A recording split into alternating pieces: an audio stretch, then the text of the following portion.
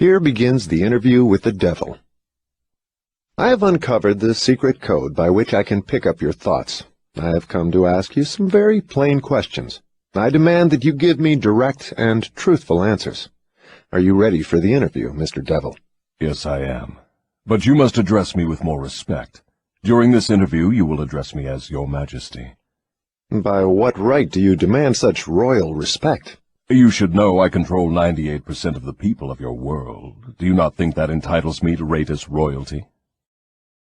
Have you proof of your claim? Yes, plenty of it.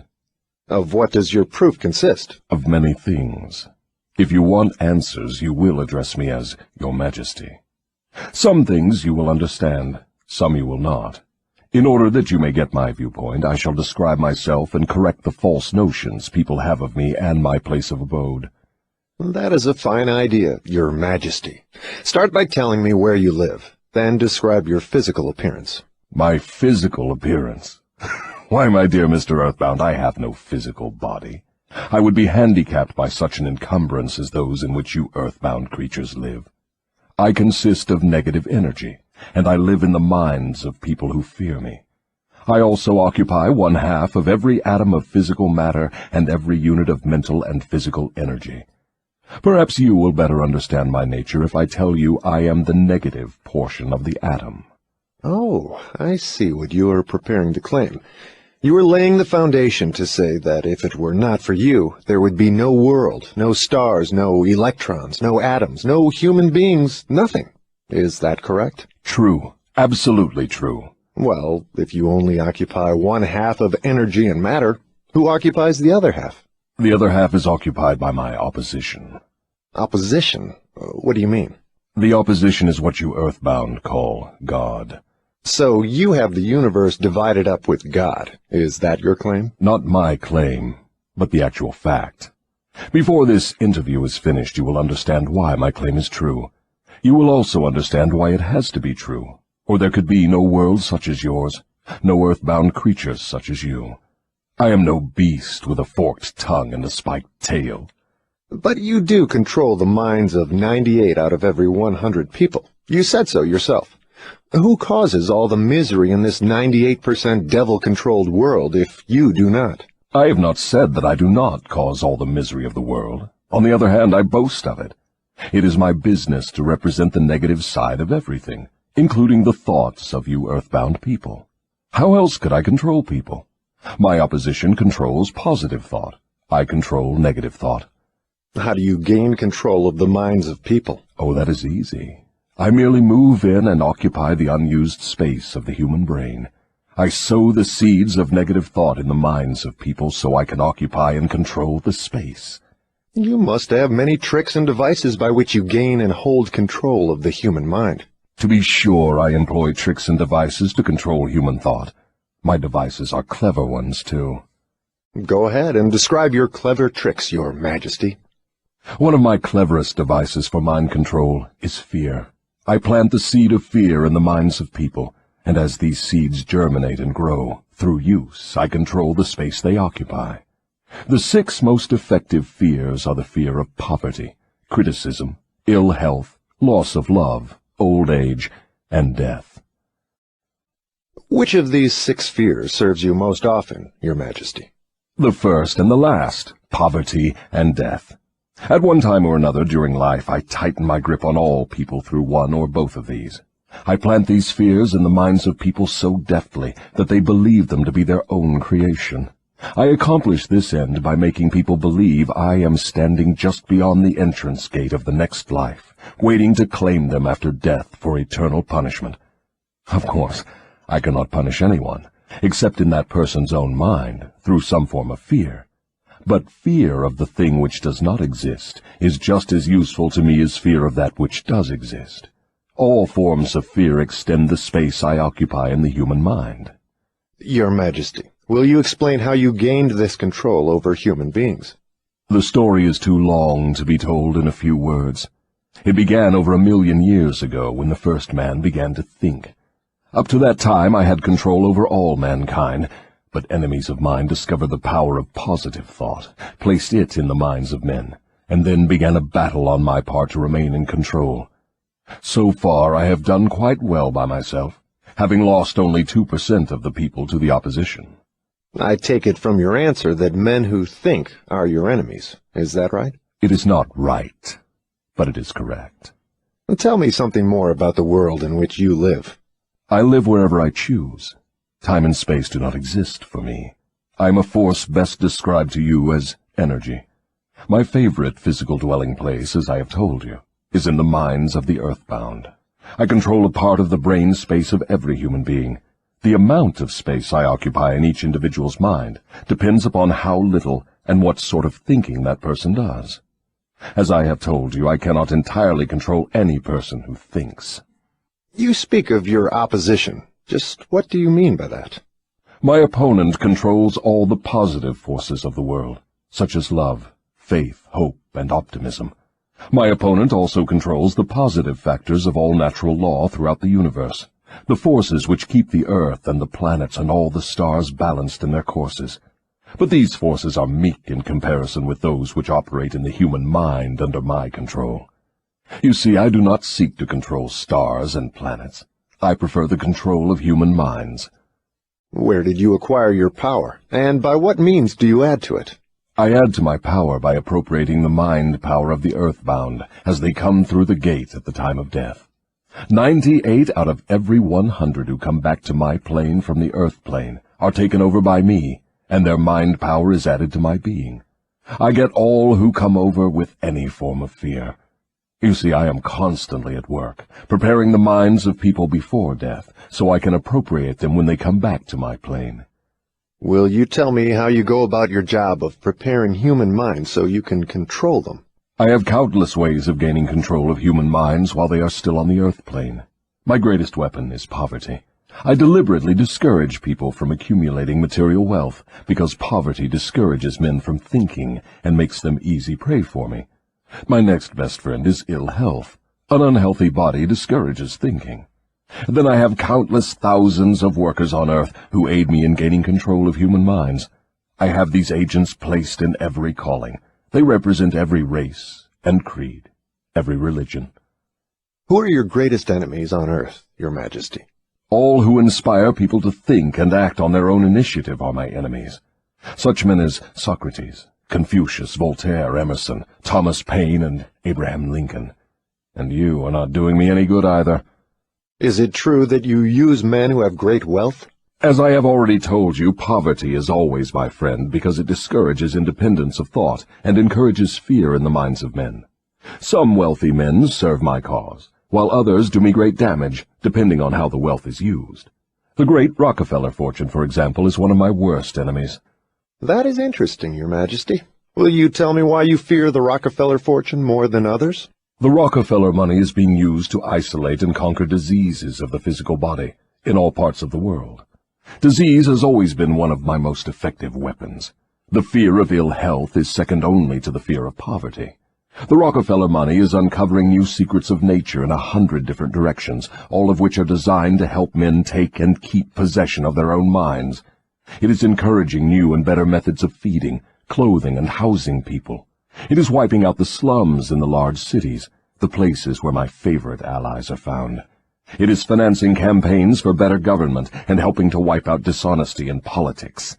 It is helping to set higher standards in business practice and encouraging businessmen to conduct business by the golden rule, and that is not doing my cause any good.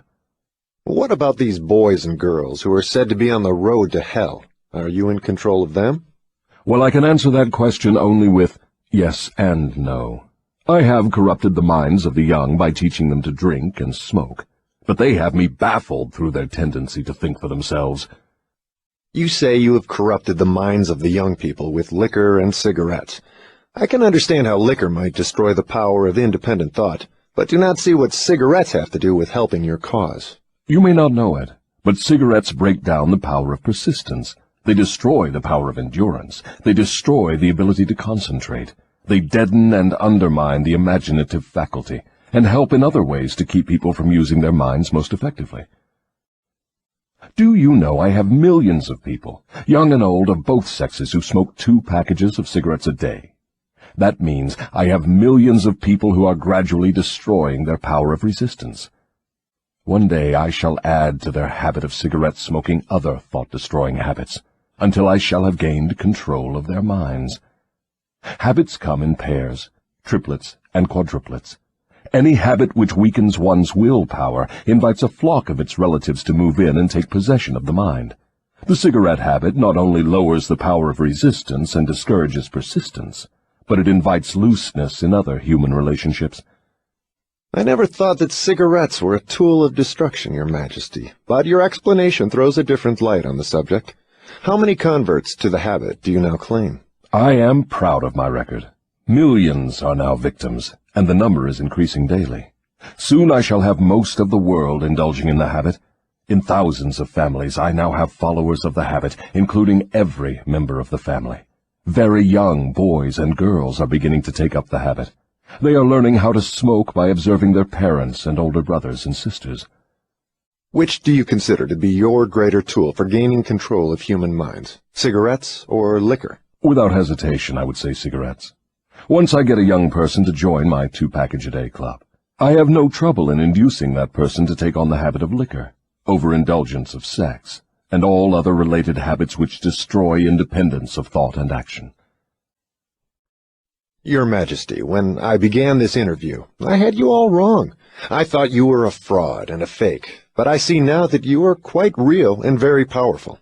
Your apology is accepted, but you need not have bothered. Millions of people have questioned my power, and I got most of them at the gate as they came over. I ask no person to believe in me. I prefer that people fear me. I am no beggar. I take what I want by cleverness and force. Begging people to believe is the business of my opposition, not mine. Your Majesty will please pardon my rudeness, but I would not be able to look myself in the face again if I did not tell you, here and now, that you are the damnedest fiend ever to be turned loose on innocent people. I always had the wrong conception of you. I thought you were kind enough to let people alone while they were living, that you merely tortured their souls after death. Now I learn from your own brazen confession that you destroy their right to freedom of thought and cause them to go through a living hell on earth. What do you have to say to that? I get what I want by exercising self-control. It is not so good for my own business, but I suggest you emulate me instead of criticizing me. You call yourself a thinker, and you are. Otherwise you would never have forced this interview on me. But you will never be the sort of thinker that frightens me unless you gain and exercise greater control over your own emotions. Let us get away from personalities. I came here to learn more about you, not to discuss myself. Please go ahead and tell me of the many tricks you have devised for gaining control of the human mind. What is your most powerful weapon just now? That is a difficult question to answer. I have so many devices for entering human minds and controlling them that it is difficult to say which are the most powerful. Right at the moment I am trying to bring about another world war. My friends here in Washington are helping me to involve America in the war. If I can start the world to killing on a wholesale basis, I shall be able to put into operation my favorite device for mind control. It is what you call mass fear. I used this device to bring about the other World War in 1914. I used it to bring about the economic depression in 1929. And if my opposition had not double-crossed me, I would now be in possession of every man, woman, and child in the world. You can see for yourself how near I came to world domination, the thing I have been struggling to attain for thousands of years. Yes, I see your point. Who wouldn't? You are a very ingenious manipulator of the minds of people. Is your devilish business carried on only through people of high position and great influence? Oh, no. I use the minds of people in all walks of life. As a matter of fact, I prefer the type of person who makes no pretense of thinking. I can manipulate that sort of person without difficulty. I could not control 98% of the people of the world if all people were skilled in thinking for themselves.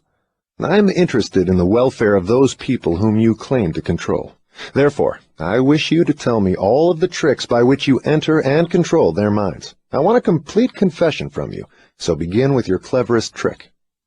This is suicide you are forcing on me, but I am helpless. So settle down, and I will place in your hands the weapon by which millions of your fellow earthbound will defend themselves against me. Tell me first about your most clever trick, the one you use to ensnare the greatest number of people.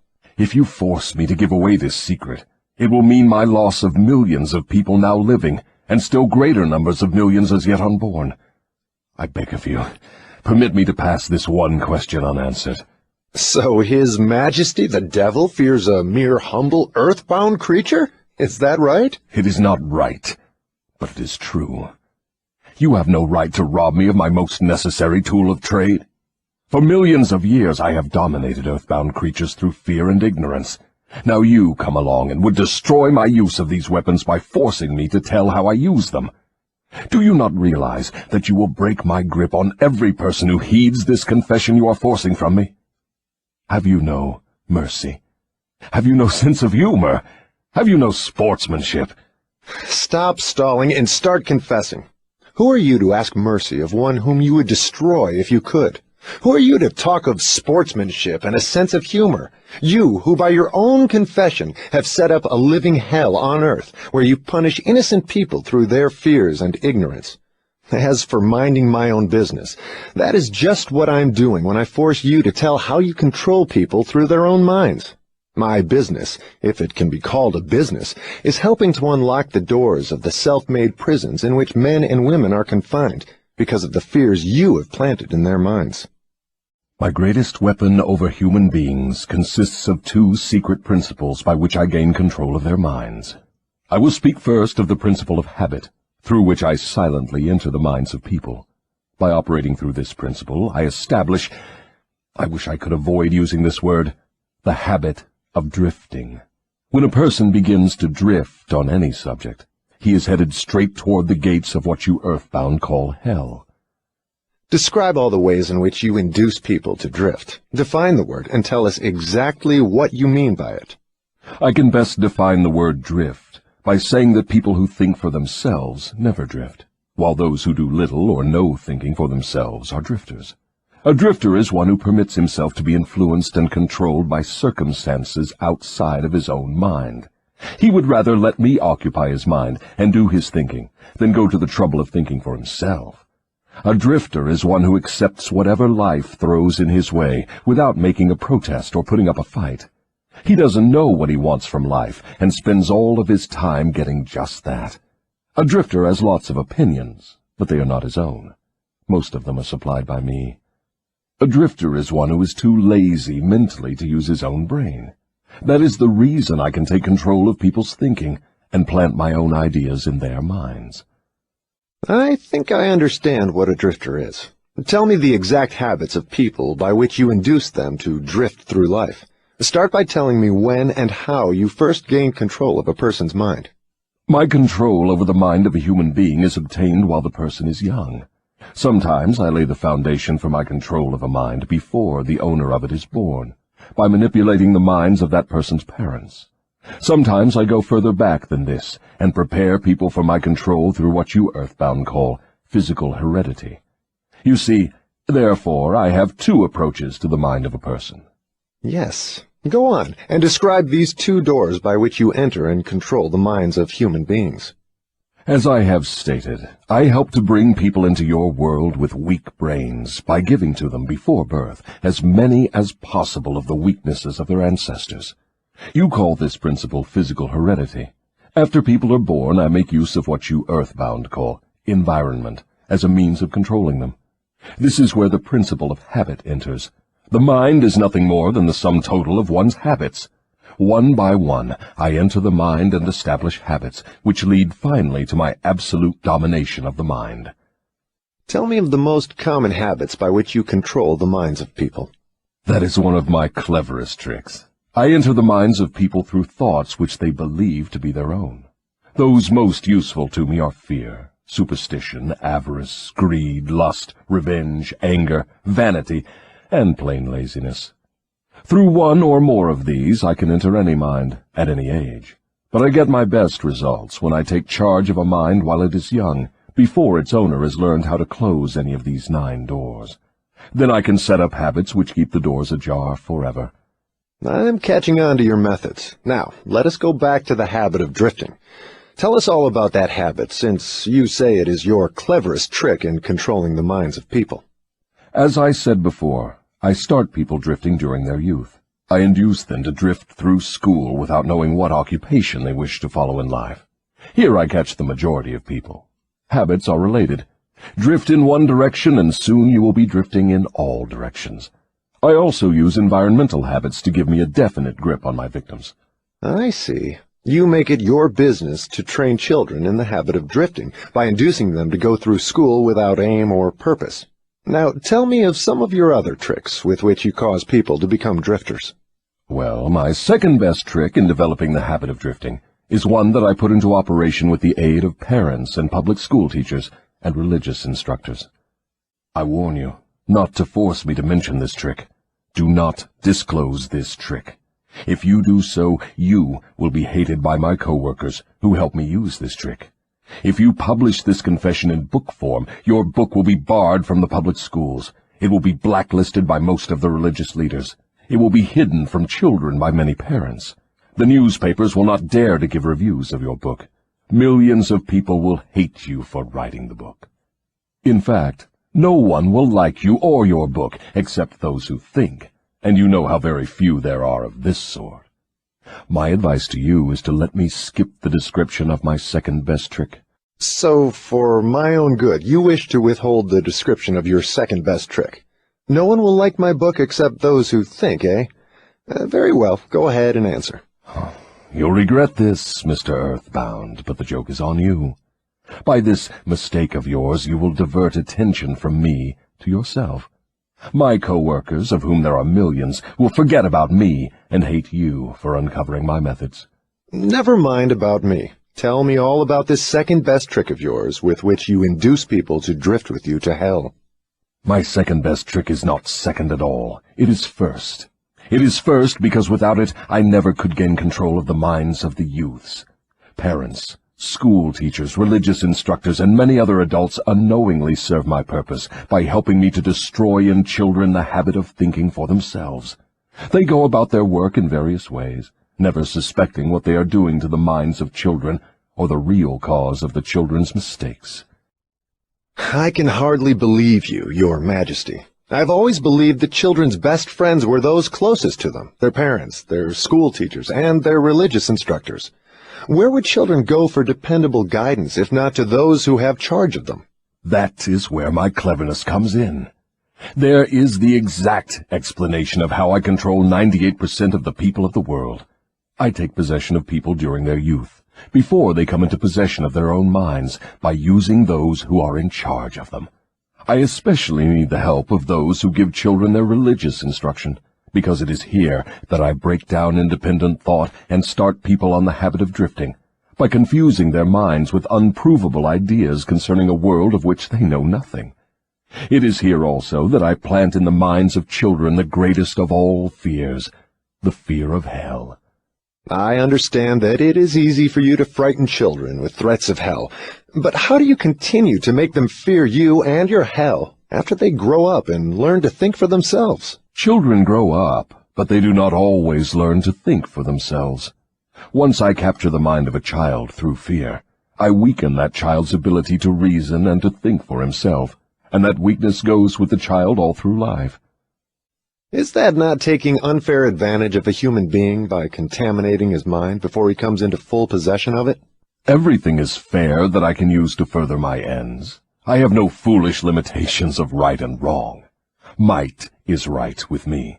I use every known human weakness to gain and keep control of the human mind. I understand your devilish nature. Now, let us get back to further discussion of your methods of inducing people to drift to hell here on earth. From your confession, I see that you take charge of children while their minds are young and pliable. Tell me more of how you use parents, teachers, and religious leaders to ensnare people into drifting. One of my favorite tricks is to coordinate the efforts of parents and religious instructors, so they work together in helping me to destroy the children's power to think for themselves. I use many religious instructors to undermine the courage and power of independent thought of children by teaching them to fear me. But I use parents to aid the religious leaders in this great work of mine. How do parents help religious leaders destroy their children's power to think for themselves? I never heard of such a monstrosity. I accomplish this through a very clever trick. I cause the parents to teach their children to believe as the parents do in connection with religion, politics, marriage, and other important subjects. In this way, as you can see, when I gain control of the mind of a person, I can easily perpetuate the control by causing that person to help me fasten it upon the minds of his offspring. In what other ways do you use parents to convert children into drifters? I cause children to become drifters by following the example of their parents, most of whom I have already taken over and bound eternally to my cause. In some parts of the world I gain mastery over children's minds and subdue their willpower in exactly the same way that men break and subdue animals of lower intelligence. It makes no difference to me how a child's will is subdued, as long as it fears something. I will enter its mind through that fear and limit the child's power to think independently. It seems that you go out of your way to keep people from thinking. Yes, accurate thought is death to me. I cannot exist in the minds of those who think accurately. I do not mind people thinking, as long as they think in terms of fear, discouragement, hopelessness, and destructiveness. When they begin to think in constructive terms of faith, courage, hope, and definiteness of purpose, they immediately become allies of my opposition, and are therefore lost to me. I'm beginning to understand how you gain control of the minds of children through the help of their parents and religious instructors, but I do not see how the school teachers help you in this damnable work. School teachers help me gain control of the minds of children, not so much by what they teach the children, as because of what they do not teach them. The entire public school system is so administered that it helps my cause by teaching children almost everything except how to use their own minds and think independently.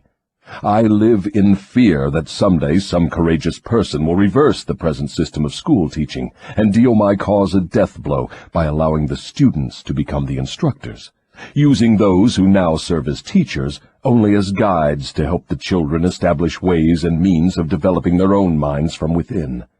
When that time comes, the school teachers will no longer belong to my staff. I was under the impression that the purpose of all schooling was to help children to think. That may be the purpose of schooling, but the system in most of the schools of the world does not carry out the purpose. School children are taught not to develop and use their own minds, but to adopt and use the thoughts of others. This sort of schooling destroys the capacity for independent thought, except in a few rare cases where the children rely so definitely upon their own willpower that they refuse to allow others to do their thinking. Accurate thought is the business of my opposition, not mine. What relationship, if any, has your opposition with the homes, the churches, and the schools? Your reply to this question should be interesting. Here is where I make use of some more of my clever tricks. I cause it to appear that everything done by the parents, the school teachers, and the religious instructors is being done by my opposition. This diverts attention from me, while I manipulate the minds of the young. When religious instructors try to teach children the virtues of my opposition, they generally do so by frightening them with my name. That is all I ask of them. I kindle the flame of fear into proportions which destroy the child's power to think accurately.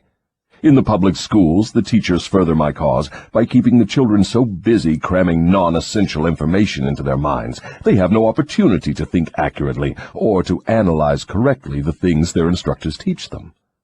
Do you claim for your cause all those who are bound by the habit of drifting? No.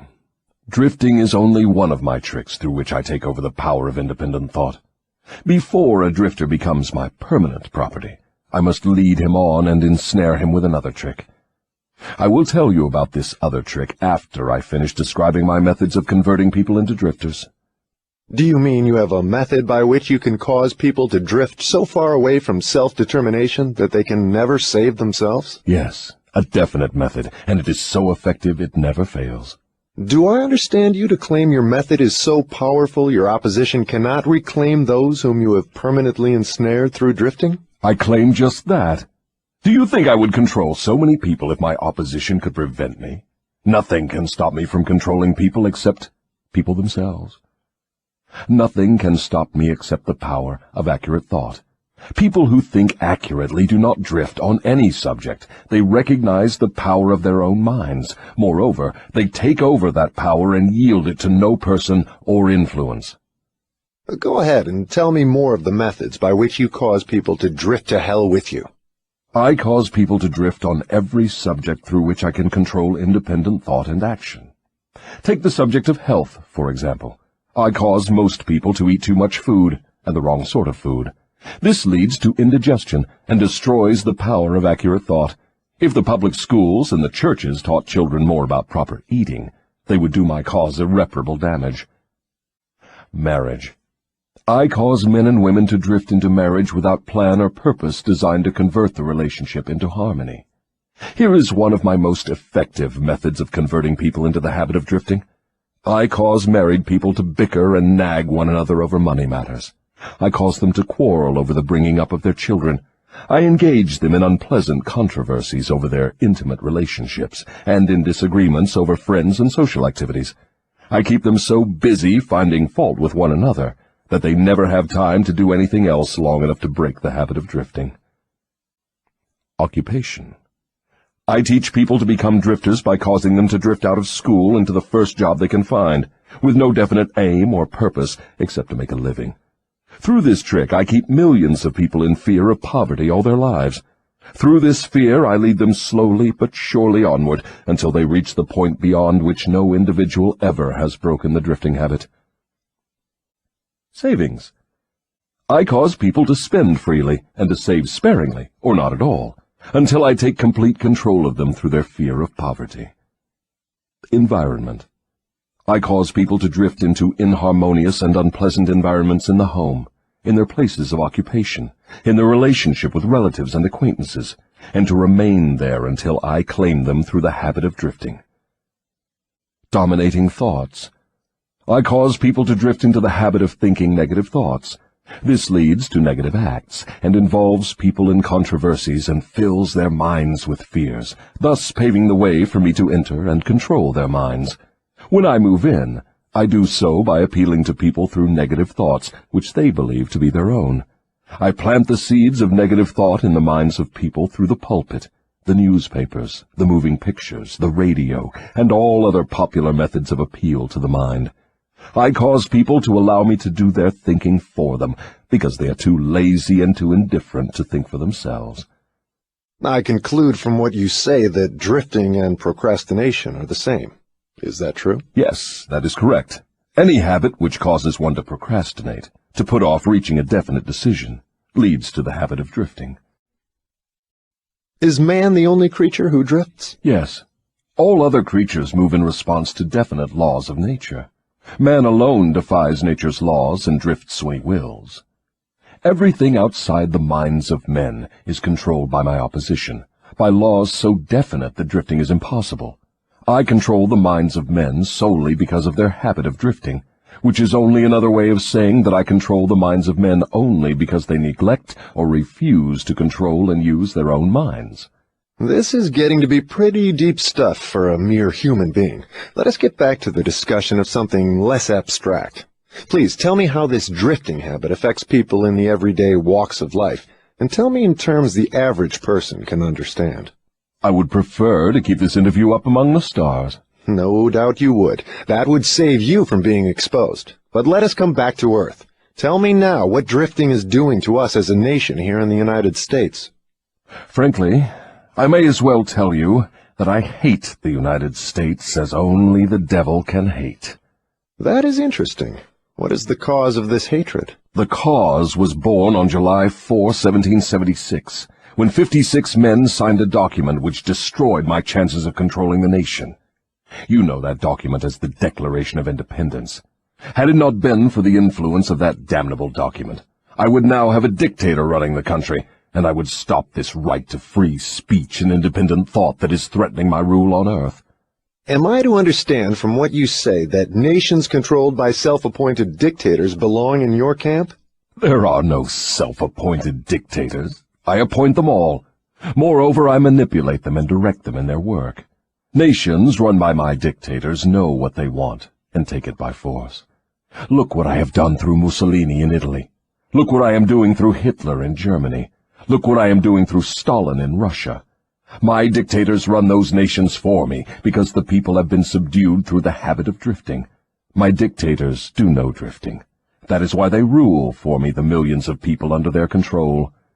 What would happen if Mussolini, Stalin, and Hitler turned traitors and disavowed you and your rule? That will not happen because I have them too well bribed. I am paying each of them with the sop of his own vanity, by making him believe he is acting on his own account. That is another trick of mine. Let us come back to the United States and learn something of what you are doing to convert people into the habit of drifting. Right now I am paving the way for a dictatorship by sowing the seeds of fear and uncertainty in the minds of the people. Through whom are you carrying on your work? Mainly through the president. I am destroying his influence with the people by causing him to drift on the question of a working agreement between employers and their employees.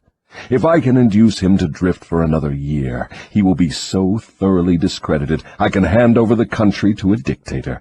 If the president continues to drift, I will paralyze personal freedom in the United States, just as I destroyed it in Spain, Italy, Germany, and England. What you say leads me to the conclusion that drifting is a weakness which inevitably ends in failure, whether among individuals or nations. Is that your claim? Drifting is the most common cause of failure in every walk of life. I can control anyone whom I can induce to form the habit of drifting on any subject. The reason for this is twofold. First, the drifter is just so much putty in my hands, to be molded into whatever pattern I choose, because drifting destroys the power of individual initiative. Second, the drifter cannot get help from my opposition, because the opposition is not attracted to anything so soft and useless. Is that why a few people are wealthy, while the majority of people are poor? That is exactly the reason. Poverty, like physical illness, is a contagious disease. You find it always among the drifters, never among those who know what they want and are determined to get just that. It may mean something to you when I call your attention to the fact that the non-drifters, whom I do not control, and those who possess most of the wealth of the world, happen to be the same people. I have always understood that money was the root of all evil, that the poor and the meek would inherit heaven, while the wealthy would pass into your hands. What have you to say of that claim? Men who know how to get the material things of life generally know how to keep out of the hands of the devil as well. The ability to acquire things is contagious. Drifters acquire nothing except that which no one else wants. If more people had definite aims and stronger desires for material and spiritual riches, I would have fewer victims. I assume, from what you say, that you do not claim fellowship with the industrial leaders. Evidently, they are not friends of yours? Friends of mine. I'll tell you what sort of friends of mine they are. They have belted the entire country with good roads, thus bringing into close communion the people of both city and country. They have converted ores into steel, with which they have built the skeletons of great skyscrapers. They have harnessed electrical power and converted it into 1,000 uses, all designed to give man time to think. They have provided through the automobile personal transportation to the humblest citizen, thus giving to everyone the freedom of travel. They have provided every home with instantaneous news of what is happening in all parts of the world through the aid of the radio. They have reared libraries in every city, town, and hamlet, and have filled them with books, giving to all who read a complete outline of the most useful knowledge mankind has gathered from his experiences. They have given the humblest citizen the right to express his own opinion on any subject, at any time, anywhere, without fear of molestation. And they have seen to it that every citizen may help make his own laws, levy his own taxes, and manage his own country through the ballot. These are but some of the things the industrial leaders have done to give every citizen the privilege of becoming a non-drifter. Do you think these men have helped my cause? Who are some of the present-day non-drifters over whom you have no control? I have control over no non-drifter, present or past. I control the weak, not those who think for themselves. Go ahead and describe a typical drifter. Give your description point by point so I can recognize a drifter when I see him. The first thing you will notice about a drifter is his total lack of a major purpose in life. He will be conspicuous by his lack of self-confidence. He will never accomplish anything requiring thought and effort. He spends all he earns, and more, too, if he can get credit. He will be sick or ailing from some real or imaginary cause, and calling to high heaven if he suffers the least physical pain. He will have little or no imagination. He will lack enthusiasm and initiative to begin anything he is not forced to undertake, and he will plainly express his weakness by taking the line of least resistance whenever he can do so. He will be ill-tempered and lacking in control over his emotions. His personality will be without magnetism, and it will not attract other people. He will have opinions on everything but accurate knowledge of nothing. He may be jack of all trades, but good at none. He will neglect to cooperate with those around him, even those on whom he must depend for food and shelter. He will make the same mistake over and over again, never profiting by failure. He will be narrow-minded and intolerant on all subjects, ready to crucify those who may disagree with him. He will expect everything of others, but be willing to give little or nothing in return. He may begin many things, but he will complete nothing. He will be loud in his condemnation of his government, but he will never tell you definitely how it can be improved. He will never reach decisions on anything if he can avoid it, and if he is forced to decide, he will reverse himself at the first opportunity. He will eat too much and exercise too little. He will take a drink of liquor if someone else will pay for it. He will gamble if he can do it on the cuff. He will criticize others who are succeeding in their chosen calling. In brief, the drifter will work harder to get out of thinking than most others work in earning a good living. He will tell a lie rather than admit his ignorance on any subject. If he works for others, he will criticize them to their backs and flatter them to their faces.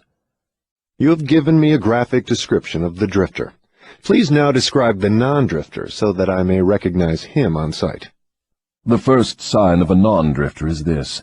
He is always engaged in doing something definite, through some well-organized plan which is definite. He has a major goal in life toward which he is always working, and many minor goals, all of which lead toward his central scheme.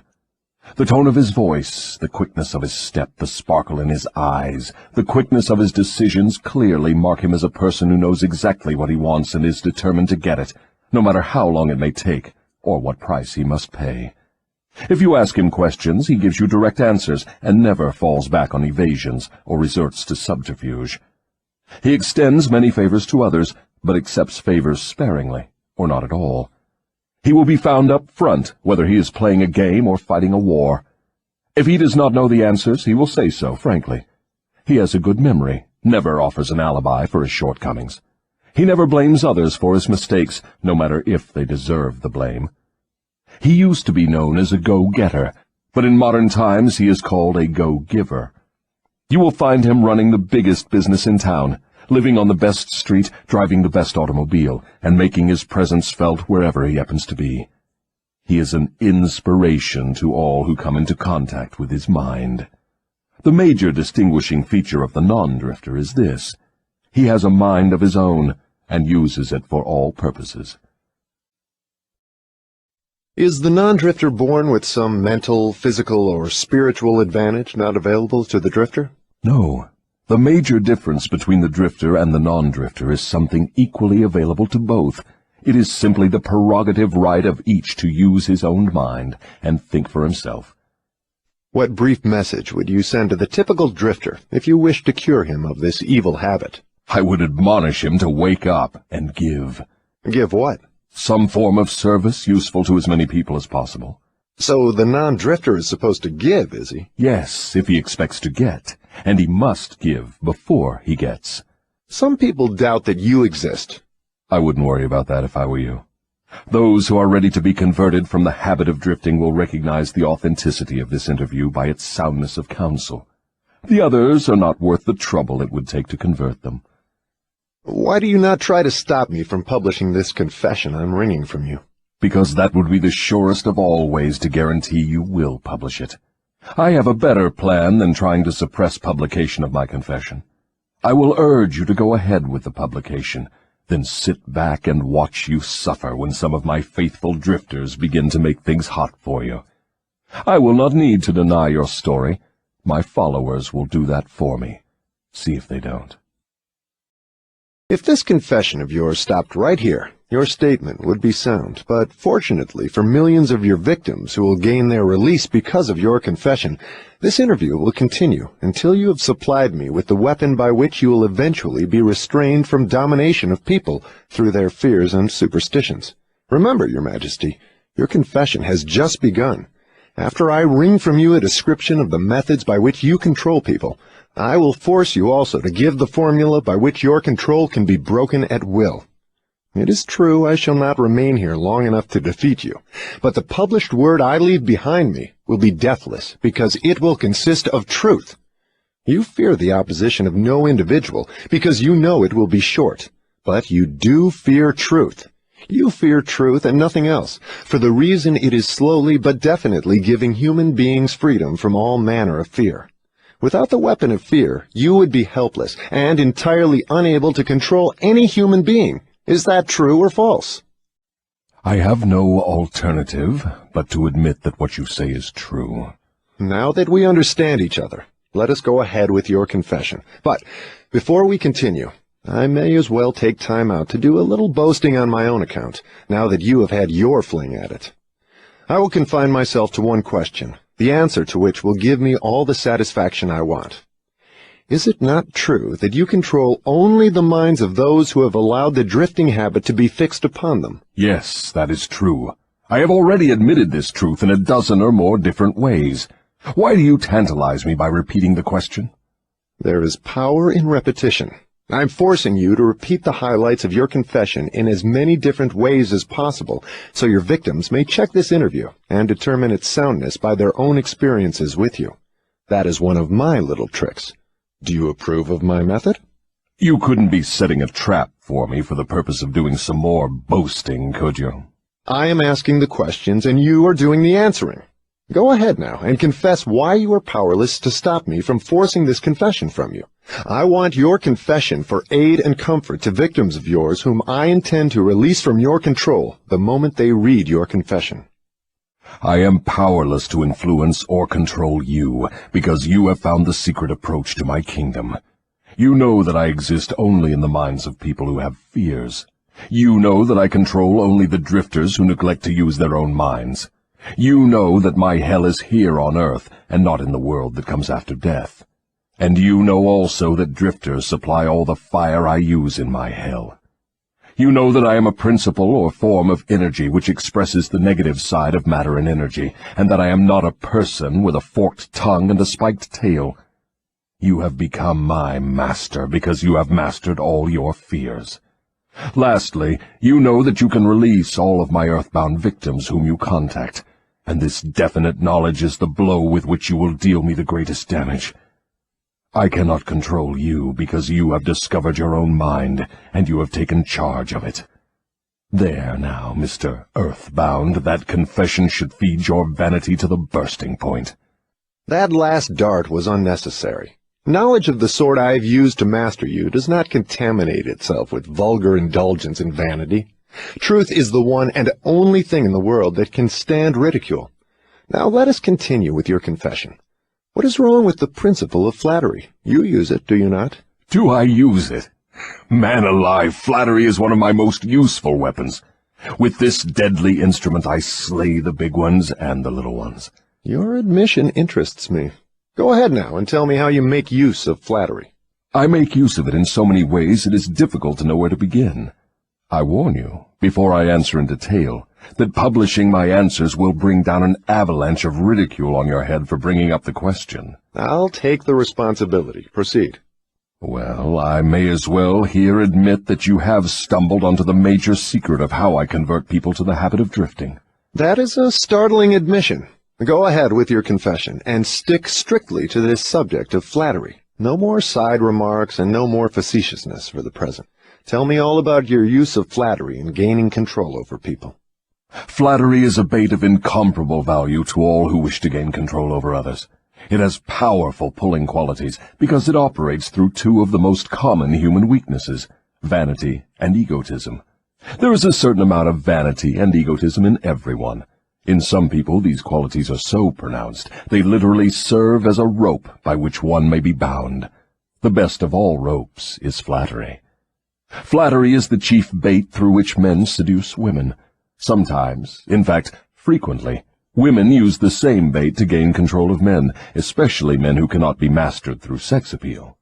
I teach its use to both men and women. Flattery is the chief bait with which my agents weave their way into the confidence of people from whom they procure information needed to carry on warfare. Wherever anyone stops to feed his vanity on flattery, I move in and begin to build another drifter. Non-drifters are not easily flattered. I inspire people to use flattery in every human relationship where its use is possible, because those who are influenced by it become easy victims of the drifting habit. Can you control anyone who is amenable to flattery? Very easily. As I have already told you, flattery is of major importance in alluring people into the habit of drifting. At what age are people most susceptible to flattery? Age has nothing to do with one's susceptibility to flattery. People respond to it in one way or another from the time they become conscious of their own existence until they die. Through what motive can women be most easily flattered? Their vanity. Tell a woman she is pretty or that she wears clothes well. What motive is most effective in harpooning men? Egotism, with a capital E. Tell a man he has a strong Herculean body or that he is a great business tycoon, and he will purr like a cat and smile like an opossum. After that, you know what happens. Are all men like that? Oh, no. 2 out of every 100 have their egotism so thoroughly under control that even an expert flatterer couldn't get under their skins with a double-edged butcher knife. How does a cunning woman apply her art of flattery in attracting men? Great heavens, man, do I have to draw a picture of her method for you? Have you no imagination? Oh, yes, I have imagination enough, Your Majesty. But I'm thinking of the poor dupes of the world who need to understand the exact technique with which they may be flattered into the habit of drifting. Go on and tell us how a woman can harpoon rich and presumably smart men. This is a devilish trick to play on women, but since you demand the information, I am helpless to withhold it. Women influence men through a technique consisting first of ability to inject soft, cooing baby tones into their voices, and second, by closing their eyes into a half-closed position which registers hypnotism in connection with the flattery of men. Is that all there is to the business of flattery? No, that is only the technique. Then comes the motive a woman uses as a lure. The type of woman you perhaps have in mind never sells a man herself or anything she can give him. Instead, she sells him his own egotism. Is that all that women use when they wish to flatter men? That is the most effective thing they use. It works when sex appeal fails. So, I am to believe that big, strong, smart men can be wound up and manipulated through flattery just as if they were so much putty? Is that possible? Is it possible? It is happening every minute of the day. Moreover, unless they are non-drifters, the bigger they come, the harder they fall when the expert flatterer moves in on them. And tell me of some of your other tricks with which you cause people to drift in life. One of my most effective devices is failure. The majority of people begin to drift as soon as they meet with opposition, and not 1 out of 10,000 will keep on trying after failing 2 or 3 times. So it is your business to induce people to fail whenever you can. Is that correct? You have it right. Failure breaks down one's morale, destroys self-confidence, subdues enthusiasm, dulls imagination, and drives away definiteness of purpose. Without these qualities, no one can permanently succeed in any undertaking. The world has produced thousands of inventors with ability superior to that of the late Thomas A. Edison, but these men have never been heard of, while the name of Edison will go marching on, because Edison converted failure into a stepping stone to achievement, while the others used it as an alibi for not producing results. Is the capacity to surmount failure without being discouraged one of Henry Ford's chief assets? Yes, and this same quality is the chief asset of every man who attains outstanding success in any calling. That statement covers lots of territory, Your Majesty. Do you not wish to modify it or tone it down a bit for the sake of accuracy? No modification is necessary, because the claim is none too broad. Search accurately into the lives of men and women who achieve enduring success, and you will find without exception that their success has been in exact proportion to the extent that they surmounted failure. The life of every successful person loudly acclaims that which every true philosopher knows. Every failure brings with it the seed of an equivalent success. But the seed will not germinate and grow under the influence of a drifter. It springs to life only when it is in the hands of one who recognizes that most failures are only temporary defeat, and who never, under any circumstances, accepts defeat as an excuse for drifting. If I understand you correctly, you claim there is virtue in failure.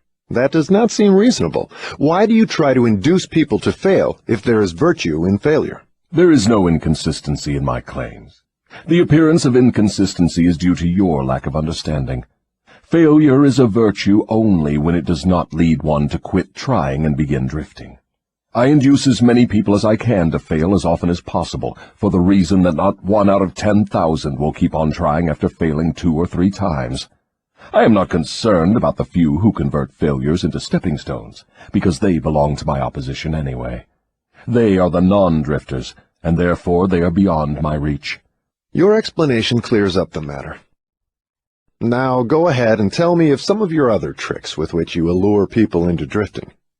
One of my most effective tricks is known to you as propaganda.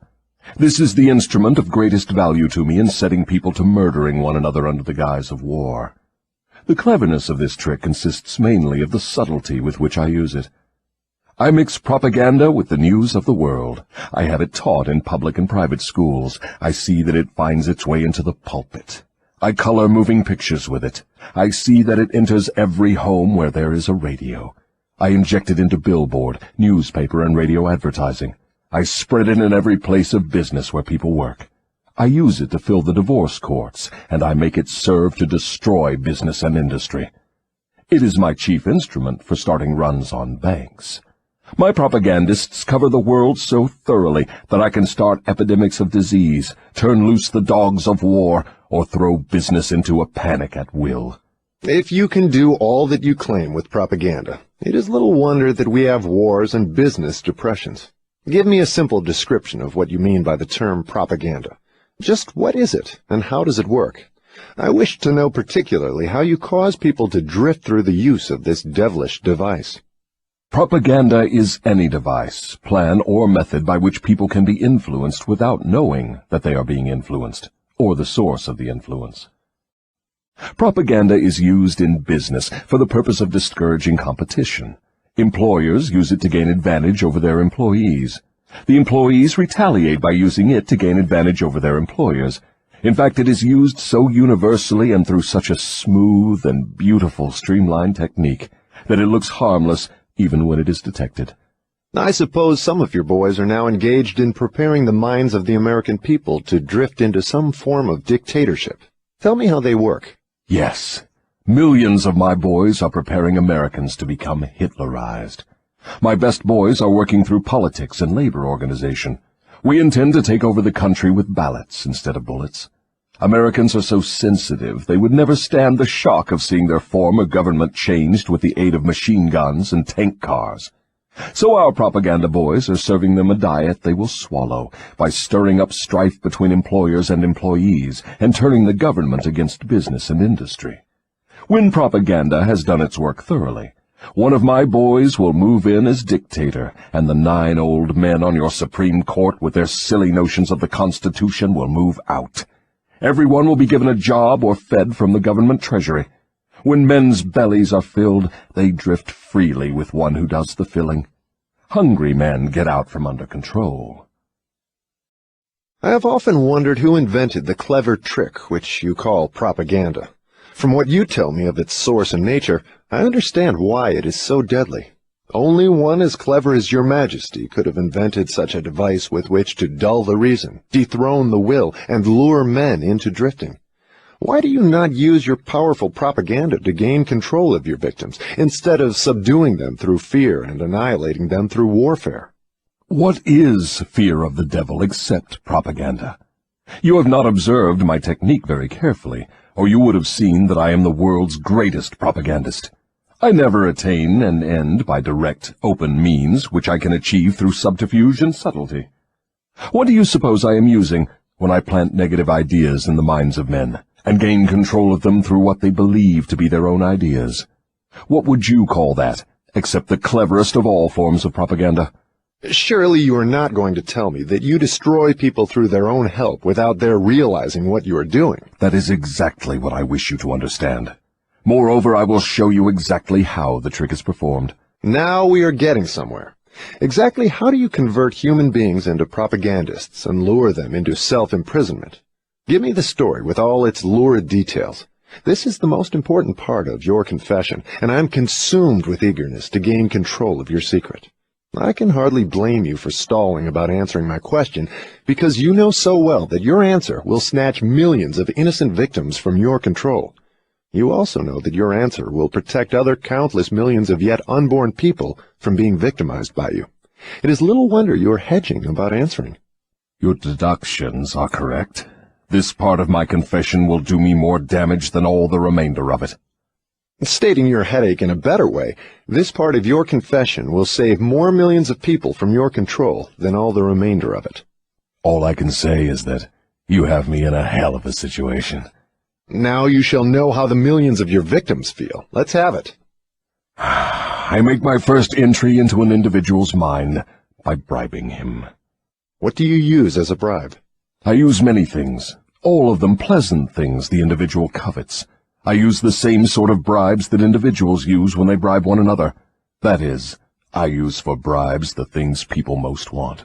My best bribes are these: love, the thirst for sex expression, covetousness for money, the obsessive desire to gain something for nothing, gambling, vanity in women, egotism in men, desire to be the master of others, desire for intoxicants and narcotics, desire for self-expression through words and deeds, desire to imitate others, desire for the perpetuation of life after death, desire to be a hero or heroine, desire for physical food. That is an imposing list of bribes, Your Majesty. Do you use others? Yes, plenty of them, but these are my favorites. Through some combination of them, I can enter the mind of any human being at will at any age from birth until death. You mean that these bribes are the keys with which you can silently unlock the door to any mind you choose? That is exactly what I mean, and I can do it too. What happens when you enter the mind of a person who is not yet in the habit of drifting, but belongs in the 98% class as a potential drifter?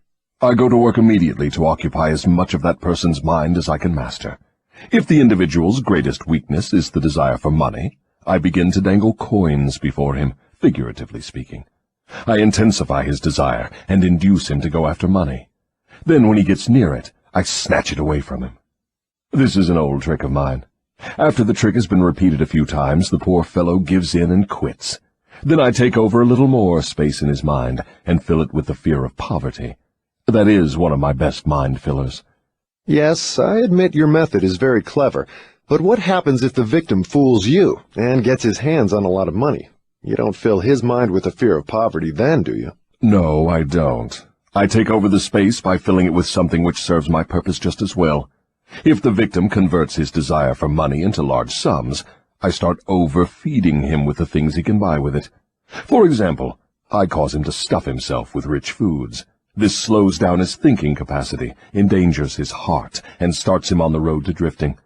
Then I pester him with intestinal poisoning through the surplus food he eats. That also slows down his thinking and gives him a nasty disposition. What if the victim is not a glutton? What other follies can you induce him to pick up that lead to drifting? If the victim is a male, I can usually snare him through his sex appetite. Overindulgence in sex starts more men to drifting toward failure than all other causes combined. So food and sex are two of your surefire baits. Is that correct? Yes. With these two lures, I can take over a majority of my victims. And then there is the desire for money.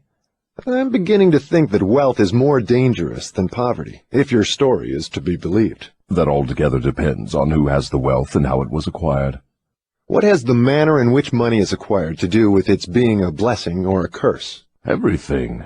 If you don't believe me, take a look at those who acquire a large amount of money quickly, without time to get wisdom along with it, and observe how they use it. Why do you suppose rich men's sons seldom equal the achievements of their fathers? I'll tell you why. It is because they have been deprived of the self-discipline which comes from being forced to work. Look into the records of moving picture stars or athletes who suddenly find themselves in possession of big money and hero worship and praise from the public. Observe how quickly I move in and take them over in many cases, mainly through sex, gambling, food, and liquor. With these, I catch and control the biggest and the best of people as soon as they get their hands on big money.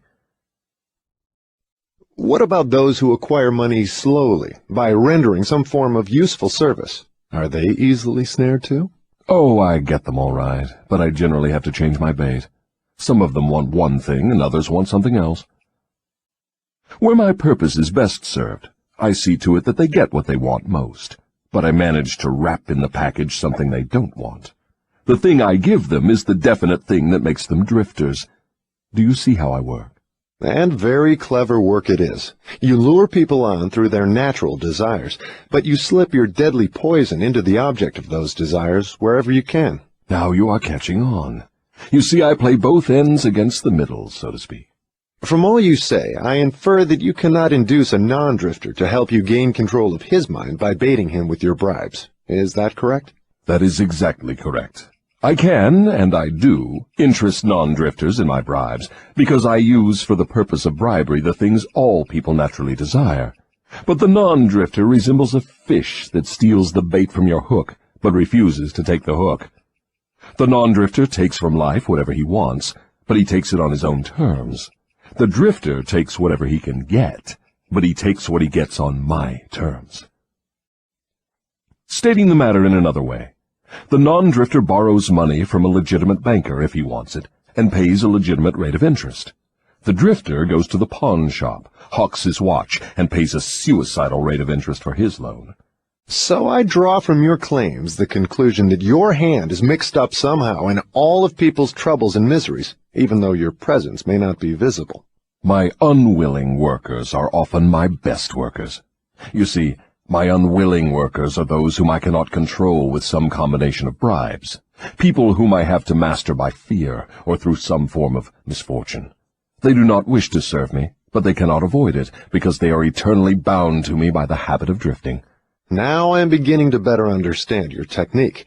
You bribe your victims through their natural desires and lead them astray while you induce them to become drifters if they respond to your lure. If they refuse to respond, you plant the seed of fear in their minds, or trap them through some form of misfortune, and hog-tie them while they are down.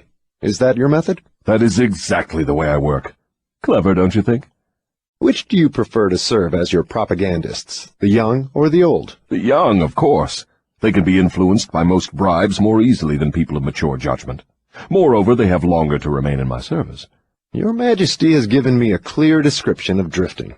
Tell me what must be done to ensure against the habit of drifting. I want a complete formula that anyone can use. Protection against drifting lies within easy reach of every human being who has a normal body and a sound mind. The self-defense can be applied through these simple methods. 1. Do your own thinking on all occasions. The fact that human beings are given complete control over nothing save the power to think their own thoughts is laden with significance. 2. Decide definitely what you want from life, then create a plan for attaining it, and be willing to sacrifice everything else if necessary, rather than accept permanent defeat. 3. Analyze temporary defeat, no matter of what nature or cause, and extract from it the seed of an equivalent advantage. 4.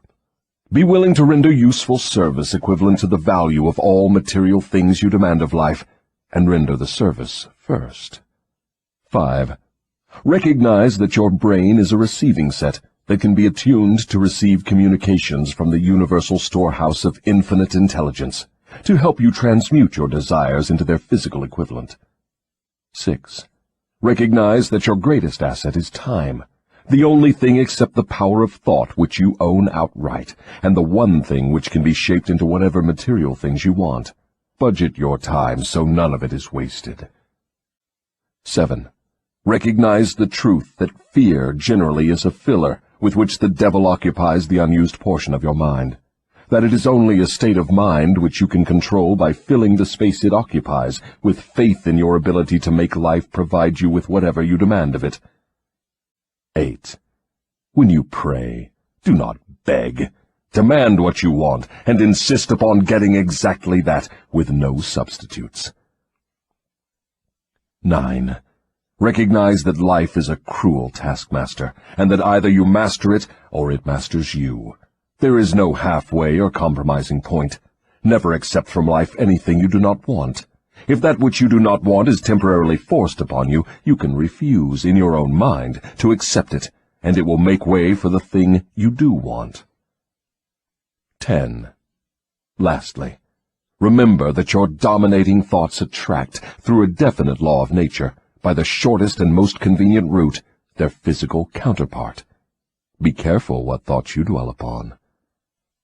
That list looks imposing. Give me a simple formula, combining all the 10 points. If you had to combine all 10 in one, what would it be? Be definite in everything you do, and never leave unfinished thoughts in the mind. Form the habit of reaching definite decisions on all subjects. Can the habit of drifting be broken, or does it become permanent once it has been formed? The habit can be broken if the victim has enough willpower, providing it is done in time. There is a point beyond which the habit can never be broken. Beyond that point, the victim is mine. He resembles a fly that has been caught in a spider's web. He may struggle, but he cannot get out. Each move he makes entangles him more securely. The web in which I entangle my victims permanently is a law of nature not yet isolated by or understood by men of science. What is this mysterious law through which you take permanent control of people's bodies, even before you take over their souls? The whole world will want to know more about this law and how it operates.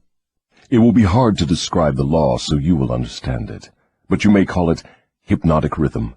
It is the same law through which people can be hypnotized. So you have the power to use the laws of nature as a web in which you bind your victims in eternal control. Is that your claim? That is not only my claim, it is the truth. I take over their minds and bodies even before they die whenever I can lure them or frighten them into hypnotic rhythm. What is hypnotic rhythm? How do you use it to gain permanent mastery over human beings? I will have to go back into time and space and give you a brief, elementary description of how nature uses hypnotic rhythm. Otherwise, you will not be able to understand my description of how I use this universal law to control human beings. Go ahead, but keep your story confined to simple illustrations which come within the range of my own experience and knowledge of natural laws. Very well. I shall do my best. You, of course, know that nature maintains a perfect balance between all the elements and all the energy in the universe. You can see that the stars and the planets move with perfect precision, each one keeping its own place in time and space. You can see that the seasons of the year come and go with perfect regularity. You can see that an oak tree grows from an acorn, and a pine grows from the seed of its ancestor. An acorn never produces a pine, and a pine seed never produces an oak. These are simple things which anyone can understand. What one cannot see is the universal law through which nature maintains perfect balance throughout the myriad of universes.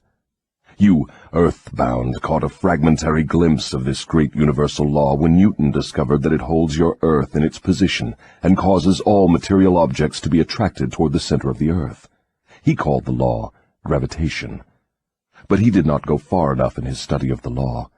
If he had, he would have discovered that the same law which holds your earth in position and helps nature maintain a perfect balance over the 4 dimensions, in which all matter and energy are contained, is the web in which I entangle and control the minds of human beings. Tell me more of this astounding law of hypnotic rhythm. As I have already stated, there is a universal form of energy with which nature keeps a perfect balance between all matter and energy. She makes specialized use of this universal building material by breaking it up into different wavelengths. The breaking up process is carried on through habit. You will better understand what I am trying to convey if I compare it with the method by which one learns to play music. At first, the notes are memorized in the mind. Then they are related to one another through melody and rhythm. By repetition, the melody and rhythm become fixed in the mind. Observe how relentlessly the musician must repeat a tune before he masters it. Through repetition, the musical notes blend, and then you have music. Any impulse of thought that the mind repeats over and over through habit forms an organized rhythm. Undesirable habits can be broken, They must be broken before they assume the proportions of rhythm. Are you following me? Yes. Well, to continue, rhythm is the last stage of habit. Any thought or physical movement which is repeated over and over through the principle of habit finally reaches the proportion of rhythm. Then the habit cannot be broken, because nature takes it over and makes it permanent. It is something like a whirlpool in water. An object may keep floating indefinitely unless it is caught in a whirlpool. Then it is carried round and round, but it cannot escape. The energy with which people think may be compared with water in a river. So this is the way in which you take control of the minds of people, is it? Yes. All I have to do to gain control over any mind is to induce its owner to drift. Am I to understand that the habit of drifting is the major danger through which people lose their prerogative or privilege of thinking their own thoughts and shaping their own earthly destinations? That and much more. Drifting is also the habit through which I take over their souls after they give up their physical bodies. Then the only way a human being can be saved from eternal annihilation is by maintaining control over his own mind while he is on this earth. Is that true? You have stated the truth perfectly. Those who control and use their minds escape my web. I get all the others as naturally as the sun sets in the west. Is that all there is to the business of being saved from eternal annihilation? Doesn't what you call your opposition have anything to do with saving people? I can see that you do think very deeply. My opposition, the power you earthbound call God, has everything to do with the salvation of people from eternal annihilation. And for that reason it is my opposition who provides every human being with the privilege of using his own mind. If you use that power by maintaining control over your own mind, you become a part of it when you give up your physical body. If you neglect to use it, then I have the privilege of taking advantage of the neglect through the law of hypnotic rhythm. How much of a person do you take over when you gain control of him? Everything that is left after he ceases to control and use his own mind. In other words, when you gain control of a person, you take over all there is of his individuality up to the time that he quits using his own mind. Is that correct? That is how I operate. What do you do with people whom you control before death? Of what good are they to you while they live? I use them, or what is left of them after I take charge, as propagandists to help me prepare the minds of others to drift. You not only fool people into destroying their power to control their own minds, but you use them to help you trap others? Yes, I let no opportunity get away from me. Let us come back to the subject of hypnotic rhythm. Tell me more of how this law works. Show me how you use individuals to help you gain control over others. I want to know something of the most effective way you use hypnotic rhythm. Oh, that is easy. The thing I like best is to fill the minds of people with fear. Once I fill one's mind with fear, I have little trouble causing him to drift until I have entangled him in the web of hypnotic rhythm. What human fear best serves your purpose? The fear of death. Why is the fear of death your favorite weapon? Because no one knows, and by the very nature of the laws of the universe, no one can prove definitely what happens after death. This uncertainty frightens people out of their wits. People who give over their minds to fear, any sort of fear, neglect to use their minds and begin to drift. Eventually they drift into the whirlpool of hypnotic rhythm, from which they may never escape. Then you do not mind what religious leaders think or say of you when they speak of death? Not as long as they say something. If the churches should stop talking about me, my cause would receive a severe setback. Every attack made against me fixes the fear of me in the minds of all who are influenced by it. You see, opposition is the thing that keeps some people from drifting, providing they do not yield to it. Since you claim the churches help instead of hindering your cause, tell me what would give you cause to worry. My only worry is that someday a real thinker may appear on earth. What would happen if a thinker did appear? You ask me what would happen. I'll tell you what would happen. People would learn the greatest of all truths, that the time they spend in fearing something would, if reversed, give them all they want in the material world and save them from me after death. Isn't that worth thinking about? What is keeping such a thinker from appearing in the world? Fear of criticism. It may interest you to know that the fear of criticism is the only effective weapon I have with which to whip you. If you were not afraid to publish this confession after you wring it from me, I would lose my earthly kingdom. And if I did surprise you and publish it, how long would it be until you lost your kingdom? Just long enough for one generation of children to grow into understanding. You cannot take the adults from me. I have them too securely sewed up. But if you published this confession, it would be sufficient to keep me from gaining control of the yet unborn and those who have not yet reached the age of reason. You wouldn't dare publish what I have told you about the religious leaders. They would crucify you. I thought the savage practice of crucifixion went out of style 2,000 years ago. I don't mean crucifixion on a cross. I mean social and financial crucifixion. Your income would be shut off. You would become a social outcast. Religious leaders and their followers alike would treat you with scorn. Suppose I should choose to throw in my lot with the select few who make a pretense of using their own minds rather than fear the masses who do not, the masses of whom you claim 98%. If you have courage enough to do this, you will crimp my style. Why do you lay claim to no scientist? Don't you like scientists? Oh, yes. I like all people well enough, but true scientists are out of my reach. Why? Because they think for themselves and spend their time studying natural laws. They deal with cause and effect. They deal with facts wherever they find them. But do not make the mistake of believing scientists have no religion. They have a very definite religion. What is their religion? The religion of truth. The religion of natural law. If the world ever produces an accurate thinker with ability to fathom the deeply buried secret of life and death, you can be sure that science will be responsible for the catastrophe. Catastrophe to whom? To me, of course. Let's get back to the subject of hypnotic rhythm. I want to know more about it. Is it something like the principle through which people can hypnotize one another? It is precisely the same thing. I have already told you so. Why do you repeat your questions? That is an old worldly custom of mine, Your Majesty. For your enlightenment, I will tell you, I am forcing you to repeat many of your statements for the sake of emphasis. I'm also trying to see if I can catch you in a lie. Don't dodge the issue.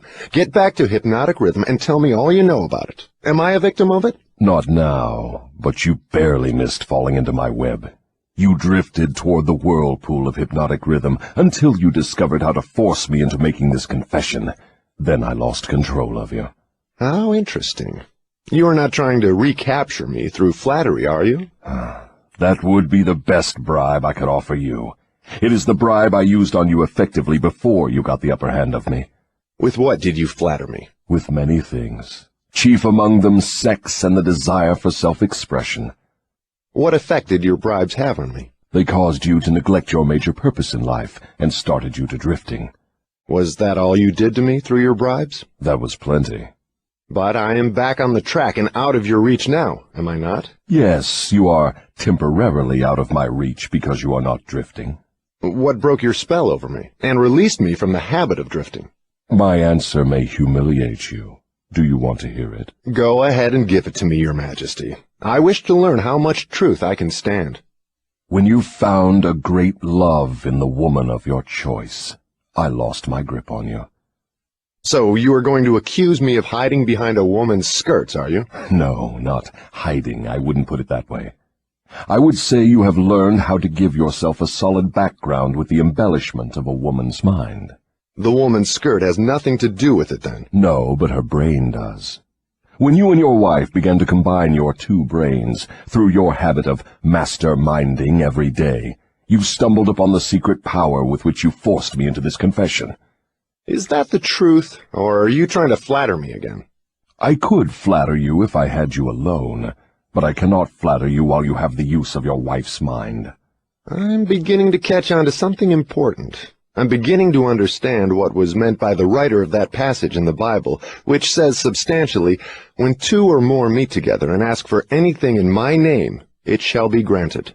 It is true, then, that two minds are better than one. It is not only true, it is necessary before anyone can continuously contact the great storehouse of infinite intelligence, wherein is stored all that is, all that ever was, and all that can ever be.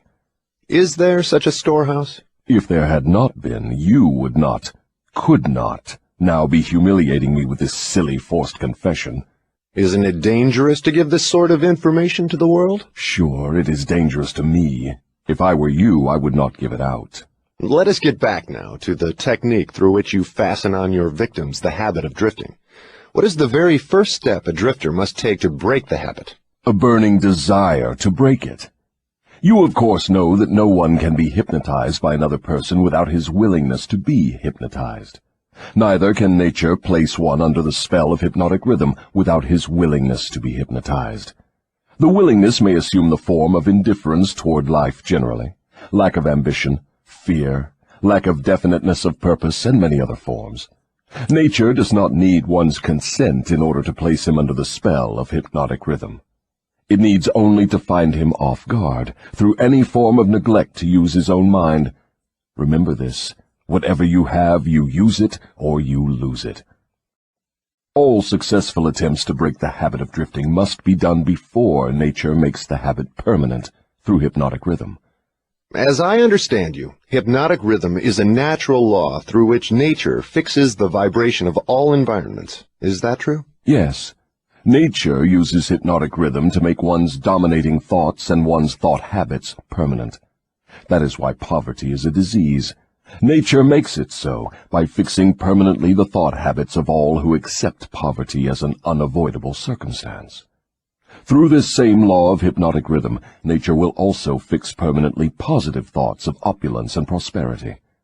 Perhaps you will better understand the working principle of hypnotic rhythm if I tell you its nature is to fix permanently all habits, whether they are mental or physical. If your mind fears poverty, your mind will attract poverty. If your mind demands opulence and expects it, your mind will attract the physical and financial equivalents of opulence. This is in accordance with an immutable law of nature. Did the writer of that sentence in the Bible, "Whatsoever a man soweth, that shall he also reap," have in mind this law of nature? He could have nothing else in mind. The statement is true. You can see evidence of its truth in all human relationships. And that is why the man who forms the habit of drifting through life must accept whatever life hands him. Is that correct? That is absolutely correct. Life pays the drifter its own price on its own terms. The non-drifter makes life pay on his own terms. Doesn't the question of morals enter into what one gets from life? To be sure, but only for the reason that one's morals have an influence on one's thoughts. No one can collect what he wants from life merely by being good, if that is what you want to know. No, I guess not. I see what you mean. We are all where we are and what we are because of our own deeds. No, not exactly. You are where you are and what you are because of your thoughts and your deeds. Then there is no such reality as luck, is there? Emphatically no. Circumstances which people do not understand are classified under the heading of luck. Back of every reality is a cause. Often the cause is so far removed from the effect that the circumstance can be explained only by attributing it to the operation of luck. Nature knows no such law as luck. It is a man-made hypothesis with which he explains away things he does not understand. The terms luck and miracle are twin sisters. Neither of them has any real existence except in the imaginations of people. Both are used to explain that which people do not understand. Remember this. Everything having a real existence is capable of proof. Keep this one truth in mind, and you will become a sounder thinker. Which is more important, one's thoughts or one's deeds? All deeds follow thoughts. There can be no deeds without their having first been patterned in thought. Moreover, all thoughts have a tendency to clothe themselves in their physical counterpart. One's dominating thoughts, that is, the thoughts one mixes with the emotions, desire, hope, faith, fear, hate, greed, enthusiasm, not only have a tendency to clothe themselves in their physical equivalent, but they are bound to do so. That reminds me to ask you to tell me more about yourself. Where, in addition to the minds of people, do you dwell and operate? I operate wherever there is something I can control and appropriate. I have already told you I am the negative portion of the electron of matter. I am the explosion in lightning. I am the pain in disease and physical suffering. I am the unseen general in warfare. I am the unknown commissioner of poverty and famine. I am the executioner extraordinary at death. I am the inspirer of lust after the flesh. I am the creator of jealousy and envy and greed. I am the instigator of fear. I am the genius who converts the achievements of men of science into instruments of death. I am the destroyer of harmony in all manner of human relationships. I am the antithesis of justice. I am the driving force in all immorality. I am the stalemate of all good. I am anxiety, suspense, superstition, and insanity. I am the destroyer of hope and faith. I am the inspirer of destructive gossip and scandal. I am the discourager of free and independent thought. In brief, I am the creator of all forms of human misery, the instigator of discouragement and disappointment. And you do not call that cold and cruel? I call that definite and dependable. The world depression broke up the habits of men everywhere and redistributed the sources of opportunity in all walks of life on an unprecedented scale. The drifter's pet alibi, with which he tries to explain away his undesirable position, is his cry that the world has run dry of opportunities. Non-drifters do not wait for opportunity to be placed in their way. They create opportunity to fit their desires and demands of life. Are non-drifters smart enough to avoid the influence of hypnotic rhythm? No one is smart enough to dodge the influence of hypnotic rhythm. One could just as easily avoid the influence of the law of gravity. The law of hypnotic rhythm fixes permanently the dominating thoughts of men, whether they be drifters or non-drifters. There is no reason why a non-drifter would want to avoid the influence of hypnotic rhythm, because that law is favorable to him. It helps him convert his dominating aims, plans, and purposes into their physical replicas. It fixes his habits of thought and makes them permanent.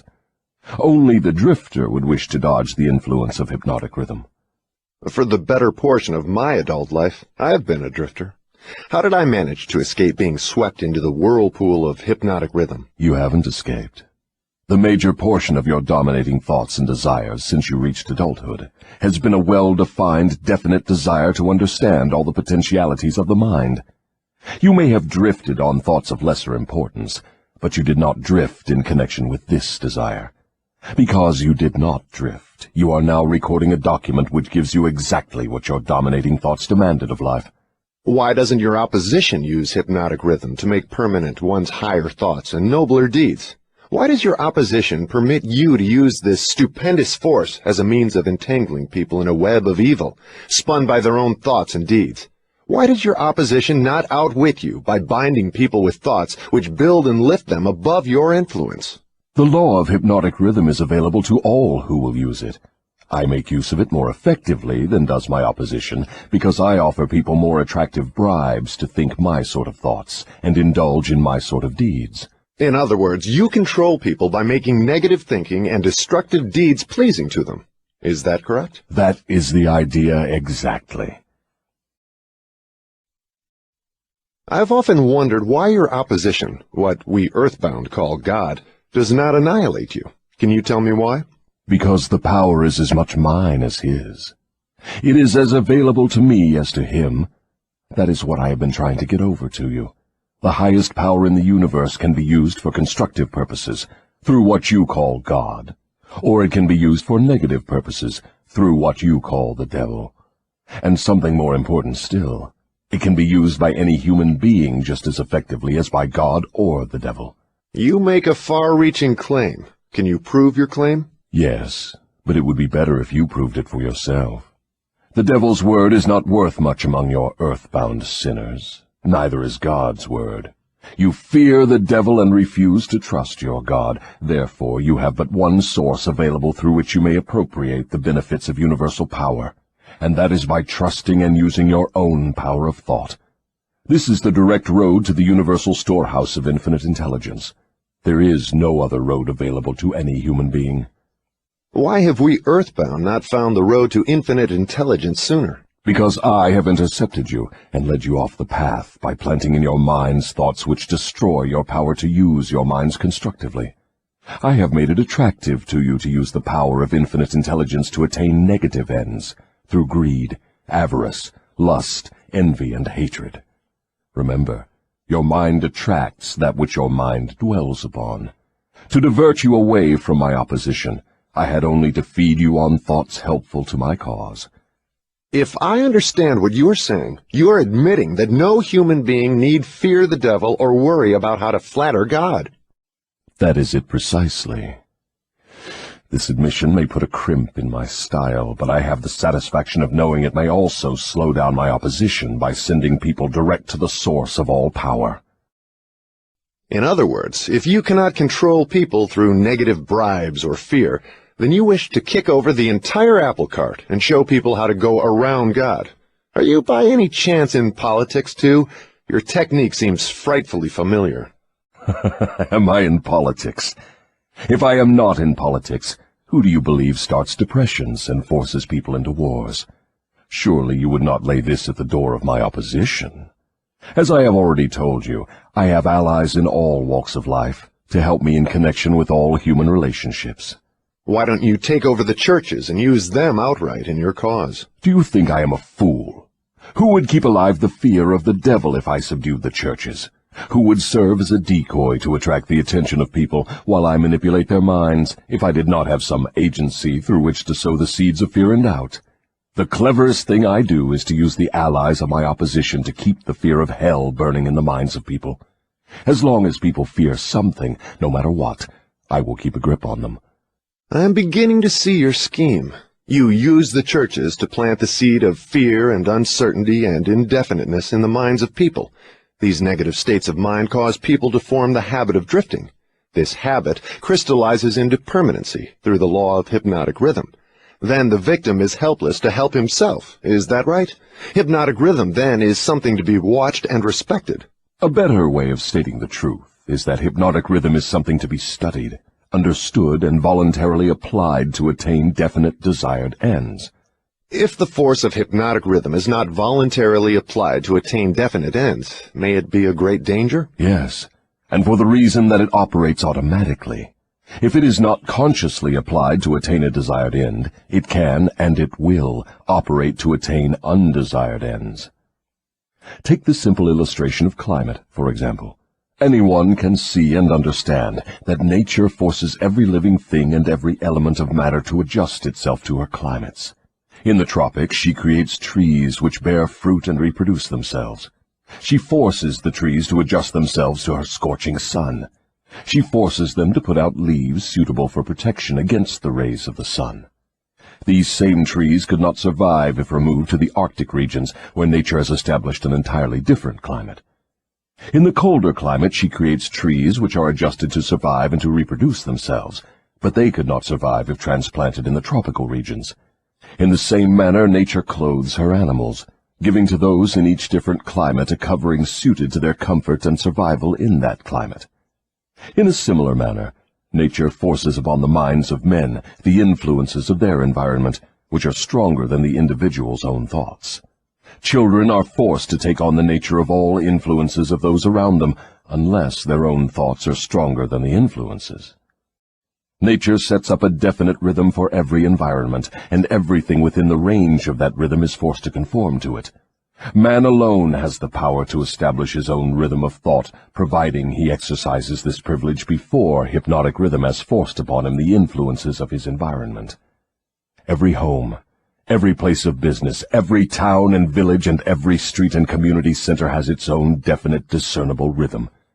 If you wish to know what a difference there is in the rhythms of streets, take a walk up Fifth Avenue in New York, and then down a street in the slums.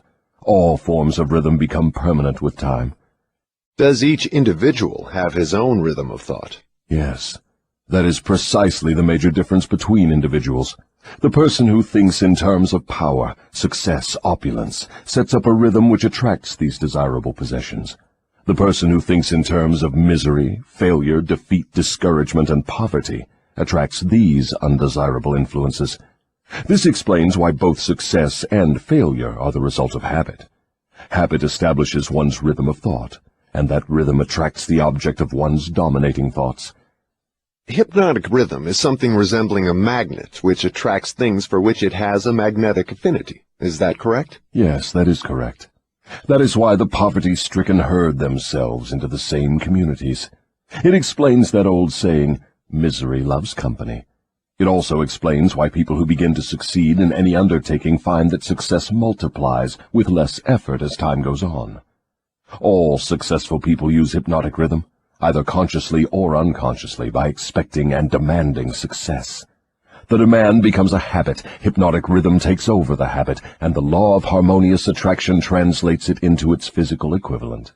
In other words, if I know what I want from life, demand it, and back my demand by a willingness to pay life's price for what I want, and refuse to accept any substitutes, the law of hypnotic rhythm takes over my desire and helps, by natural and logical means, to transmute it into its physical counterpart. Is that true? That describes the way the law works.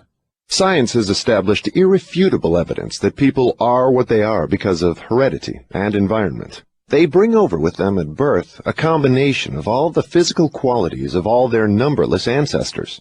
After they arrive here, they reach the age of self-consciousness, and from there on, they shape their own personalities and more or less fix their own earthly destinations as the result of the environmental influences to which they are subjected, especially the influences which control them during early childhood. These two facts have been so well established, there's no room for any intelligent person to question them. How can hypnotic rhythm change the nature of a physical body, which is a combination of thousands of ancestors who have lived and died before one is born? How can hypnotic rhythm change the influence of one's environment? People who are born in poverty and ignorance have a strong tendency to remain poverty-stricken and ignorant all through life. What, if anything, can hypnotic rhythm do about this? Hypnotic rhythm cannot change the nature of the physical body one inherits at birth. But it can, and it does, modify change, control, and make permanent one's environmental influences. If I understand what you mean, a human being is forced by nature to take on and become a part of the environment he chooses, or the environment that may be forced upon him? That is correct. But there are ways and means by which an individual may resist the influences of an environment he does not wish to accept, and also a method of procedure by which one may reverse the application of hypnotic rhythm from negative to positive ends. Do you mean that there is a definite method by which hypnotic rhythm can be made to serve instead of destroy one? I mean just that.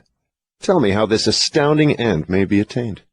For my description to be of any practical value, it will be necessarily lengthy, because it will have to cover 7 principles of psychology, which must be understood and applied by all who use hypnotic rhythm to aid them in forcing life to yield that which they want. Then break your description into 7 parts, each giving a detailed analysis of one of the 7 principles with simple instructions for its practical application. Your Majesty will now proceed to unfold the secrets of the 7 principles through which human beings may force life to provide them with spiritual, mental, and physical freedom. Do not be sparing in your description of these principles. I want a complete illustration of how the principles may be used by anyone who chooses to use them. Tell us all you know about the principle of definiteness of purpose. If you go through with this mad idea of publishing my confession, you will open the gates of hell and turn loose all the precious souls I have collected back down through the ages. You will deprive me of souls yet unborn. You will release from my bondage millions now living. Stop, I beg of you.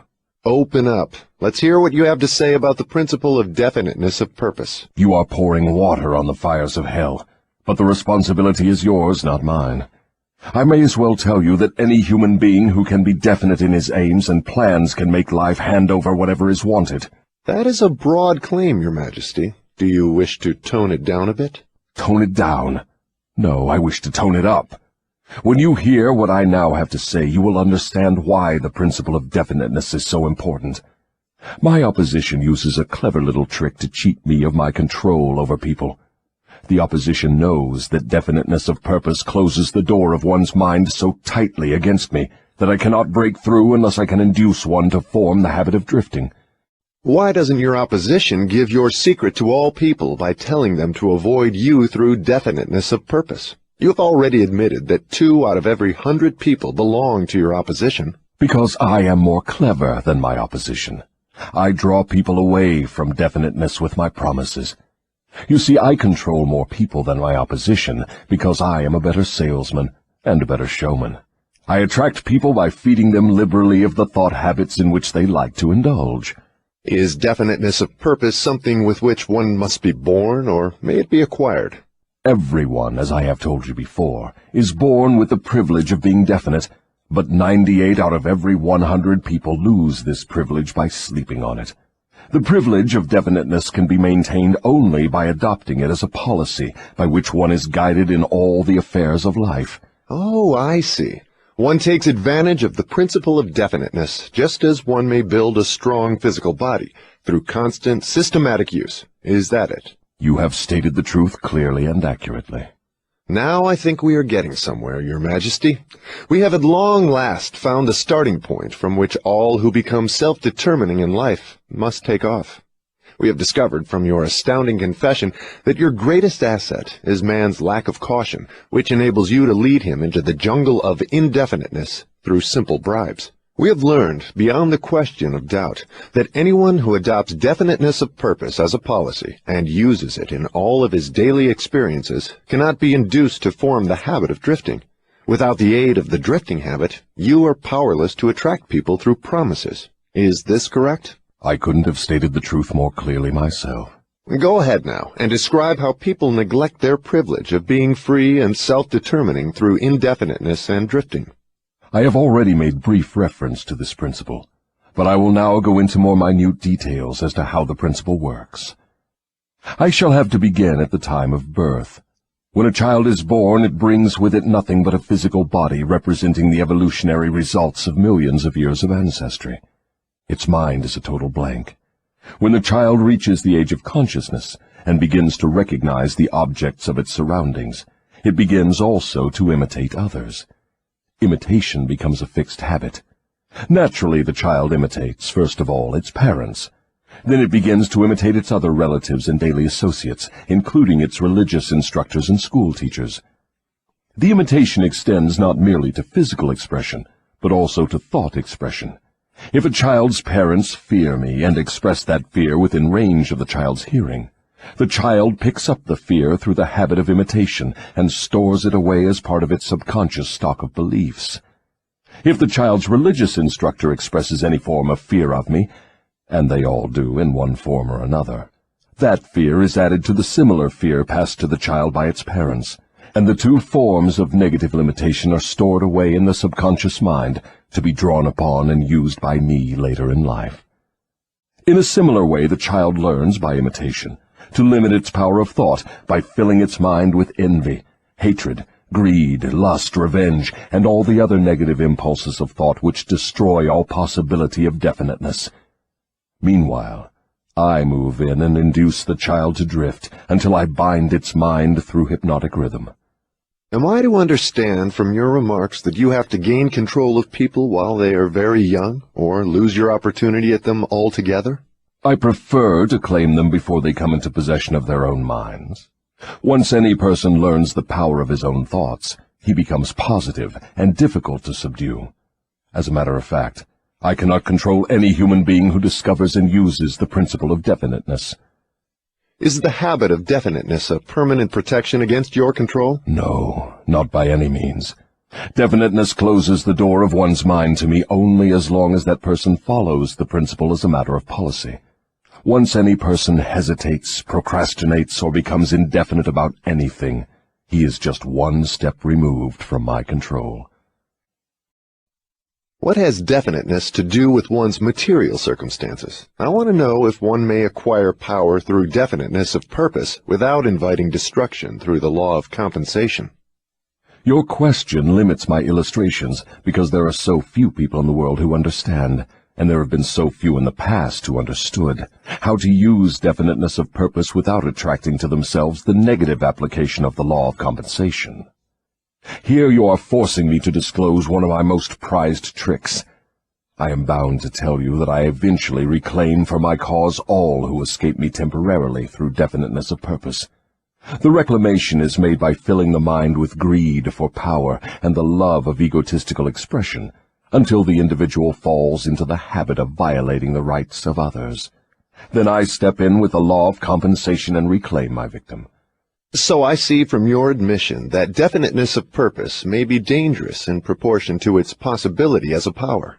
Is that true? Yes, and what is more important, Every principle of good carries with it the seed of an equivalent danger. That is hard to believe. What danger, for example, can there be in the habit of love of truth? The danger lies in the word habit. All habits, save only that of the love of definiteness of purpose, may lead to the habit of drifting. Love for truth, unless it assumes the proportion of definite pursuit of truth, may become similar to all other good intentions. You know, of course, what I do with good intentions. Is love for one's relatives also dangerous?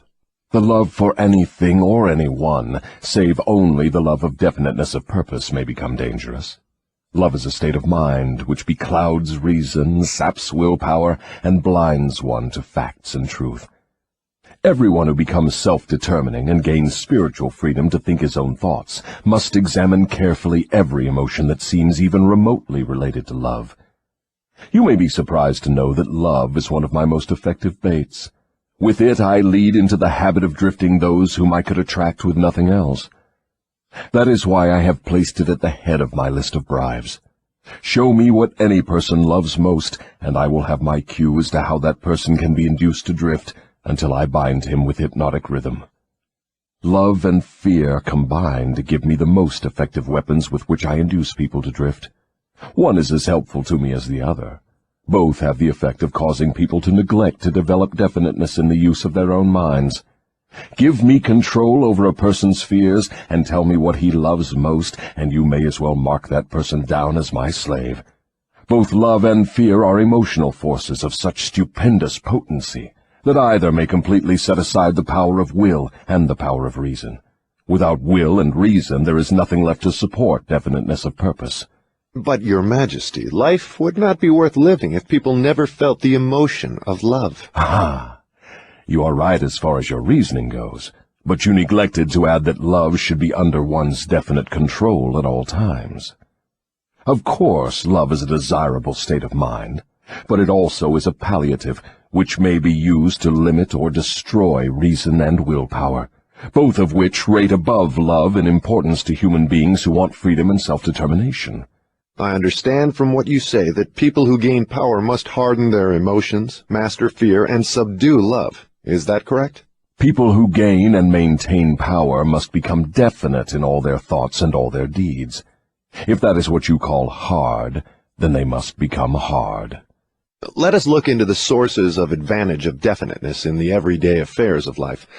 Which is more apt to succeed, a weak plan applied with definiteness, or a sound, strong plan indefinitely applied?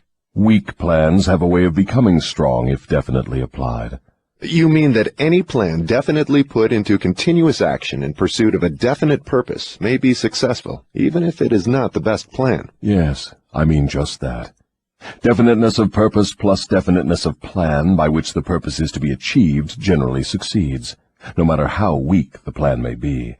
The major difference between a sound and an unsound plan is that the sound plan, if definitely applied, may be carried out more quickly than an unsound plan. In other words, if one cannot be always right, one can and should be always definite. Is that what you were trying to get across to me? That is the idea. People who are definite in both their plans and their purposes never accept temporary defeat as being more than an urge to greater effort. You can see for yourself that this sort of policy is bound to win if it is followed with definiteness. Can a person who moves with definiteness of both plan and purpose be always sure of success? No. The best of plans sometimes misfire. But the person who moves with definiteness recognizes the difference between temporary defeat and failure. When plans fail, he substitutes others, but he does not change his purpose. He perseveres. Eventually, he finds a plan that succeeds. Will a plan based upon immoral or unjust ends succeed as quickly as one motivated by a keen sense of justice and morality? Through the operation of the law of compensation, everyone reaps that which he sows. Plans based on unjust or immoral motives may bring temporary success, but enduring success must take into consideration the fourth dimension, time. Time is the enemy of immorality and injustice. It is the friend of justice and morality. Failure to recognize this fact has been responsible for the crime wave among the youths of the world.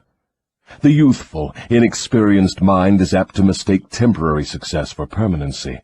The youth often makes the mistake of coveting the temporary gains of immoral, unjust plans, but neglects to look ahead and observe the penalties which follow as definitely as night follows day.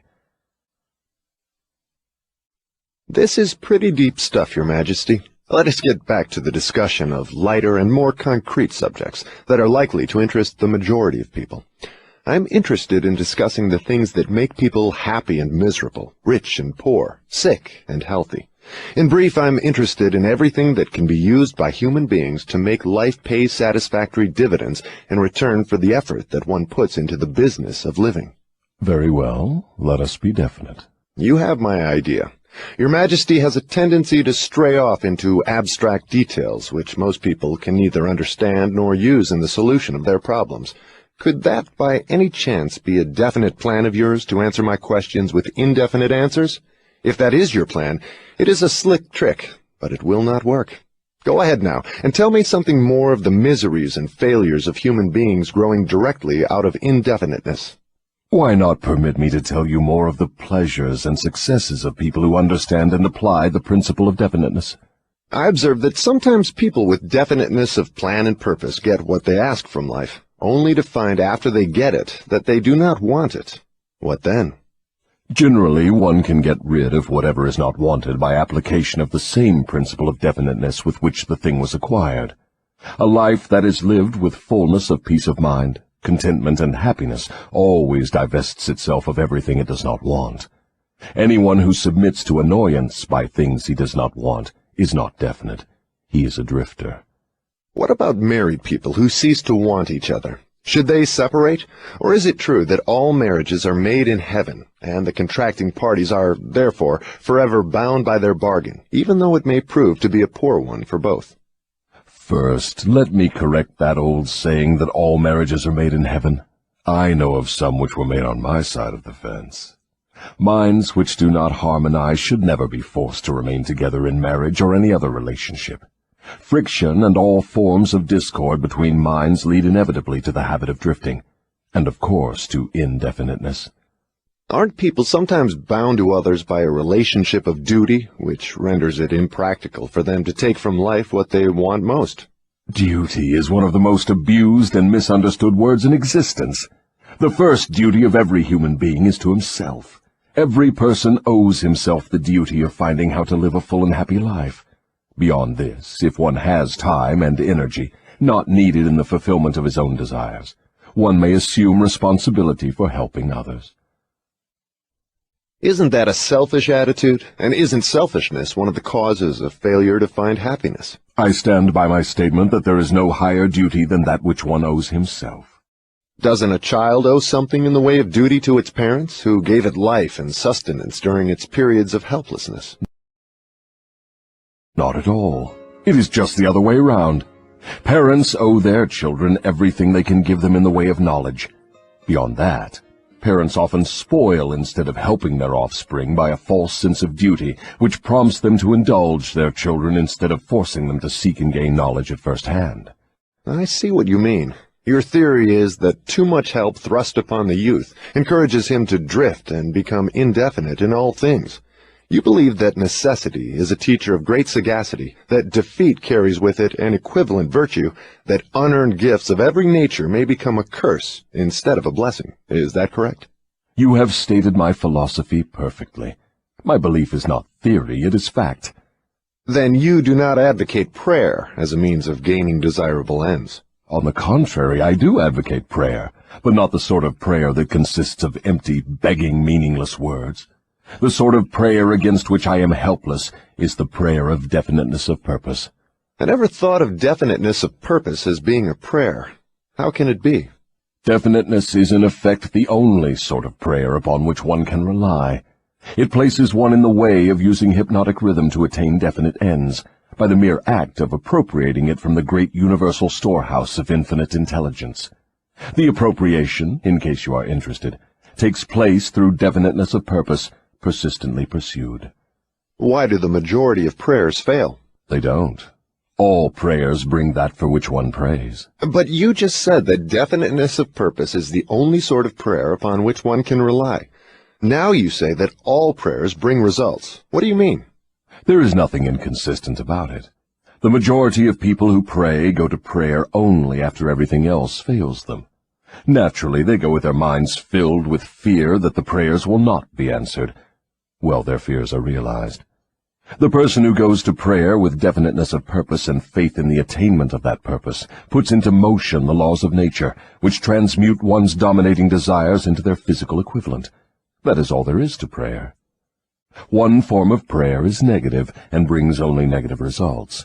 One form is positive and brings definite positive results. Could anything be more simple? People who whine and beg God to assume responsibility for all their troubles and provide them with all the necessities and luxuries of life are too lazy to create what they want and translate it into existence through the power of their own minds. When you hear a person praying for something that he should procure through his own efforts, you may be sure you are listening to a drifter. Infinite intelligence favors only those who understand and adapt themselves to her laws. She makes no discrimination because of fine character or pleasing personality. These things help people negotiate their way through life more harmoniously with one another. But the source from which prayer is answered is not impressed by fine feathers. Nature's law is, know what you want, adapt yourself to my laws, and you shall have it. Does that harmonize with the teachings of Christ? Perfectly. Also, it harmonizes with the teachings of all truly great philosophers. Is your theory of definiteness in harmony with the philosophy of man of science? Definiteness is the major difference between a scientist and a drifter. Through the principle of definiteness of purpose and plan, the scientist forces nature to hand over her most profound secrets. It was through this principle that Edison uncovered the secret of the talking machine, the incandescent electric light, and scores of other benefits for mankind. Then I understand that definiteness is the first requisite for success in all earthly undertakings. Is that right? Exactly. Anything which teaches people to examine facts and coordinate them into definite plans through accurate thinking is hard on my profession. If this thirst for definite knowledge now spreading over the world keeps up, my business will be shot to pieces within the next few centuries. I thrive on ignorance, superstition, intolerance, and fear. But I cannot stand up under definite knowledge properly organized into definite plans in the minds of people who think for themselves. Why don't you take over omnipotence and manage the whole works in your own way? You might as well ask why the negative portion of the electron doesn't take over the positive portion and run the entire works. The answer is that both the positive and the negative charges of energy are necessary to the existence of the electron. One is balanced equally against the other, stalemated as it were. So it is with what you call omnipotence and I. We represent the positive and the negative forces of the entire system of universes, and we are equally balanced one against the other. If this power of balance were shifted the slightest degree, the whole system of universes would become quickly reduced to a mass of inert matter. Now you know why I cannot take over the whole show and run it my way. If what you say is true, you have exactly the same power as omnipotence. Is that true? That is correct. My opposition, you call it omnipotence, expresses itself through the forces which you call good, the positive forces of nature. I express myself through the forces you call bad, the negative forces. Both good and bad are coincidental with existence. One is as important as the other. Then the doctrine of predestination is sound. People are born to success or failure, misery or happiness, to be good or bad, and they have nothing to do with this, nor can they modify their natures. Is that your claim? Emphatically not. Every human being has a wide range of choice in both his thoughts and his deeds. Every human being can use his brain for the reception and the expression of positive thoughts, or he can use it for the expression of negative thoughts. His choice in this important matter shapes his entire life. From what you have said, I gather the idea that human beings have more freedom of expression than either you or your opposition. Is that correct? That is true. Omnipotence and I are bound by immutable laws of nature. We cannot express ourselves in any manner not conforming to these laws. Then it is true that man has rights and privileges not available to either omnipotence or the devil. Is that the truth? Yes, that is true. But you might well have added that man is not yet fully awakened to the realization of this potential power. Man still regards himself as something resembling the worms in the dust. when in reality he has more power than all other living things combined. Definiteness of purpose seems to be a panacea for all evils of man. Not that, perhaps, but you may be sure no one ever will become self-determining without it. Why aren't children taught definiteness of purpose in the public schools? For the reason that there is no definite plan or purpose behind any of the school curricula. Children are sent to school to make credits and to learn how to memorize, not to learn what they want of life. What good is a school credit if one cannot convert it into the material and spiritual needs of life? I am only a devil, not an unwinder of riddles. I deduce from all you say that neither the schools nor the churches prepare the youths of the world with a practical working knowledge of their own minds. Is anything of more importance to a human being than an understanding of the forces and circumstances which influence his own mind? The only thing of enduring value to any human being is a working knowledge of his own mind. The churches do not permit a person to inquire into the possibilities of his own mind, and the schools do not recognize that such a thing as a mind exists. Aren't you a little hard on the schools and the churches? No, I am merely describing them as they are, without bias or prejudice. Aren't the schools and the churches your bitter enemies? Their leaders may think they are, but I am impressed only by facts. The truth is this, if you must know it. The churches are my most helpful allies, and the schools run the churches a close second. On what specific or general grounds do you make this claim? On the grounds that both the churches and the schools help me to convert people to the habit of drifting. Do you realize that your charge is substantially a sweeping indictment of the two institutions of major importance which have been responsible for civilization in its present form? Do I realize it? Man alive, I gloat over it. If the schools and churches had taught people how to think for themselves, where would I be now? This confession of yours will disillusion millions of people whose only hope for salvation is in their churches. Isn't that a cruel thing to do to them? Wouldn't most people be better off living in the bliss of ignorance than to know the truth about you? What do you mean by the term salvation? From what are people being saved? The only form of enduring salvation that is worth a green fig to any human being is that which comes from recognition of the power of his own mind. Ignorance and fear are the only enemies from which men need salvation. You seem to hold nothing sacred. You are wrong. I hold sacred the one thing which is my master, the one thing I fear. What is that? The power of independent thought backed by definiteness of purpose. Then you do not have many people to fear. Only 2 out of every 100, to be exact. I control all others. Let's give the churches a rest and get back to the public schools. Your confession has shown clearly that you thrive and perpetuate yourself from one generation to another by the clever trick of taking over the minds of children before they have the chance to learn how to use their minds.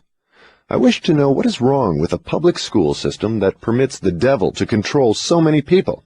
I wish to know also what can be done to the established system of teaching that will ensure all children the opportunity to learn, first, that they have minds, and second, how to use those minds to bring spiritual and economic freedom. I am putting the question to you definitely enough, and since you have stressed the importance of definiteness of purpose, I am here and now putting you on notice that your answer to my question must be definite. Wait a moment while I catch my breath. You have given me quite an order. It seems strange that you would come to the devil to learn how to live. I should think you would go to my opposition.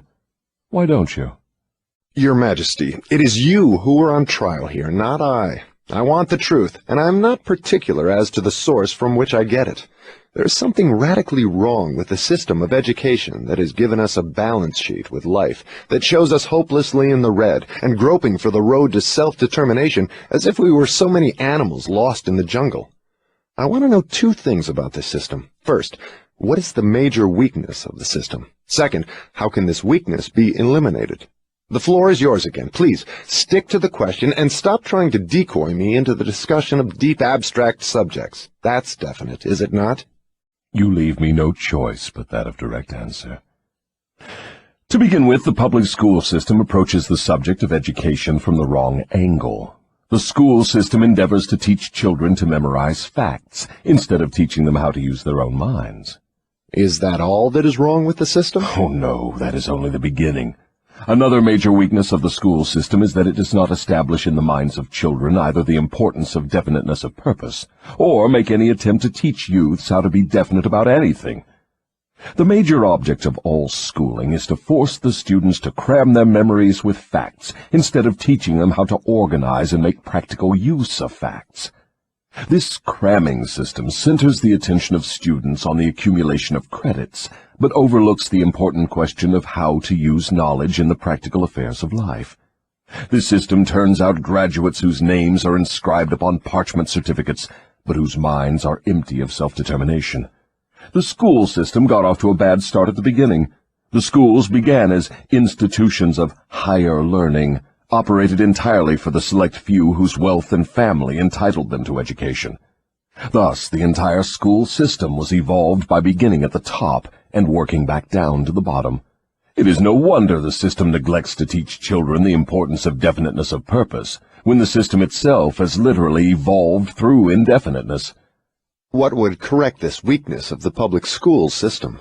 Let's not complain of the weakness of the system unless we are prepared to offer a practical remedy with which it can be corrected. In other words, while we are discussing the importance of definiteness of plan and purpose, let us take our own medicine and be definite. Why don't you lay off the schools and churches and save yourself plenty of trouble? Don't you know that you are poking your nose into the affairs of the two forces that control the world? Suppose you do show up the schools and the churches as being weak and inadequate for the needs of human beings. What then? With what are you going to replace these two institutions? Stop trying to evade my questions by the old trick of asking a counter-question. I do not propose to replace the schools and churches, but I do propose to find out, if I can, how these organized forces can be modified so that they will serve people instead of keeping them in ignorance. Go ahead now and give me a detailed catalog of all the changes in the public school system which would improve it. So you want the entire catalog, do you? Do you want the suggested changes in the order of their importance? Describe the changes needed, just as they come to you. You are forcing me to commit an act of treason against myself. But here it is. Reverse the present system by giving children the privilege of leading in their schoolwork instead of following orthodox rules designed only to impart abstract knowledge. Let instructors serve as students, and let the students serve as instructors. As far as possible, organize all schoolwork into definite methods through which the student can learn by doing, and direct the classwork so that every student engages in some form of practical labor connected with the daily problems of life. Ideas are the beginning of all human achievement. Teach all students how to recognize practical ideas that may be of benefit in helping them acquire whatever they demand of life. Teach the students how to budget and use time. And above all, teach the truth that time is the greatest asset available to human beings, and the cheapest. Teach the student the basic motives by which all people are influenced, and show how to use these motives in acquiring the necessities and the luxuries of life. Teach children what to eat, how much to eat, and what is the relationship between proper eating and sound health. Teach children the true nature and function of the emotion of sex. And above all, teach them that it can be transmuted into a driving force capable of lifting one to great heights of achievement. Teach children to be definite in all things, beginning with the choice of a definite major purpose in life. Teach children the nature of and possibilities for good and evil in the principle of habit, using as illustrations with which to dramatize the subject the everyday experiences of children and adults. Teach children how habits become fixed through the laws of hypnotic rhythm, and influence them to adopt, while in the lower grades, habits that will lead to independent thought. Teach children the difference between temporary defeat and failure, and show them how to search for the seed of an equivalent advantage which comes with every circumstance of defeat. Teach children to express their own thoughts fearlessly, and to accept or reject at will all ideas of others, reserving to themselves always the privilege of relying upon their own judgment. Teach children to reach decisions promptly and to change them, if at all, slowly and with reluctance, and never without a definite reason. Teach children that the human brain is the instrument with which one receives from the great storehouse of nature the energy which is specialized into definite thoughts, that the brain does not think, but serves as an instrument for the interpretation of stimuli which cause thought. Teach children the value of harmony in their own minds, and that this is attainable only through self-control. Teach children the nature and the value of self-control.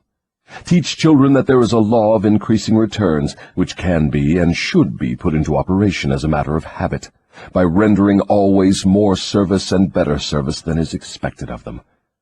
Teach children the true nature of the Golden Rule, and above all show them that through the operation of this principle, everything they do to and for another, they also do to and for themselves. Teach children not to have opinions unless they are formed from facts, or beliefs which may reasonably be accepted as facts. Teach children that cigarettes, liquor, narcotics, and overindulgence in sex destroy the power of will and lead to the habit of drifting. Do not forbid these evils, just explain them. Teach children the danger of believing anything merely because their parents, religious instructors, or someone else says it is so. Teach children to face facts, whether they are pleasant or unpleasant, without resorting to subterfuge or offering alibis. Teach children to encourage the use of their sixth sense, through which ideas present themselves in their minds from unknown sources, and to examine all such ideas carefully.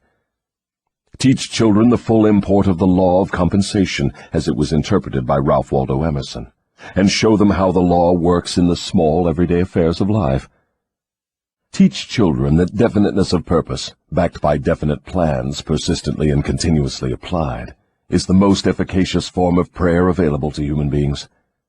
Teach children that the space they occupy in the world is measured definitely by the quality and quantity of useful service they render the world. Teach children there is no problem which does not have an appropriate solution, and that the solution often may be found in the circumstance creating the problem. Teach children that their only real limitations are those which they set up or permit others to establish in their own minds. Teach them that man can achieve whatever man can conceive and believe. Teach children that all schoolhouses and all textbooks are elementary implements which may be helpful in the development of their minds, but that the only school of real value is the great university of life, wherein one has the privilege of learning from experience. Teach children to be true to themselves at all times, and since they cannot please everybody, therefore to do a good job of pleasing themselves. That is an imposing list, but it seems conspicuous by the fact it ignores practically every subject now taught in the public schools. Was that intended? Yes. You asked for a list of suggested changes in public school curricula which would benefit children. Well, that is what you got. Some of the changes you suggest are so unorthodox they would shock most of the educators of today, wouldn't they? Most of the educators of today need to be shocked. A good sound shock often helps the brain that has been atrophied by habit. Would the changes you suggest for the public schools give children immunity against the habit of drifting? Yes, that is one of the results the changes would bring, but there are others, too. How could the suggested changes be forced into the public school system? You know, of course, it is as difficult to get a new idea into an educator's brain as it is to interest a religious leader in modifying religion so it will help people to get more from life. The quickest and surest way to force practical ideas into the public schools is to first introduce the ideas through private schools and establish such a demand for their use that public school officials will be compelled to employ them. Should any other changes be made in the public school system? Yes, many. Among other changes needed in all public school programs is the addition of a complete course of training in the psychology of harmonious negotiation between people. All children should be taught how to sell their way through life with the minimum amount of friction. Every public school should teach the principles of individual achievement through which one may attain to a position of financial independence. Classes should be abolished altogether. They should be replaced by the round table or conference system, such as businessmen employ. All students should receive individual instruction and guidance in connection with subjects which cannot be properly taught in groups. Every school should have an auxiliary group of instructors consisting of business and professional people, scientists, artists, engineers, and newspapermen, each of whom would impart to all the students a practical working knowledge of his own profession, business, or occupation. This instruction should be conducted through the conference system, to save the time of the instructors. What you have suggested is, in effect, an auxiliary system of instruction that would give all school children a working knowledge of the practical affairs of life, direct from the original source. Is that the idea? You've stated it correctly.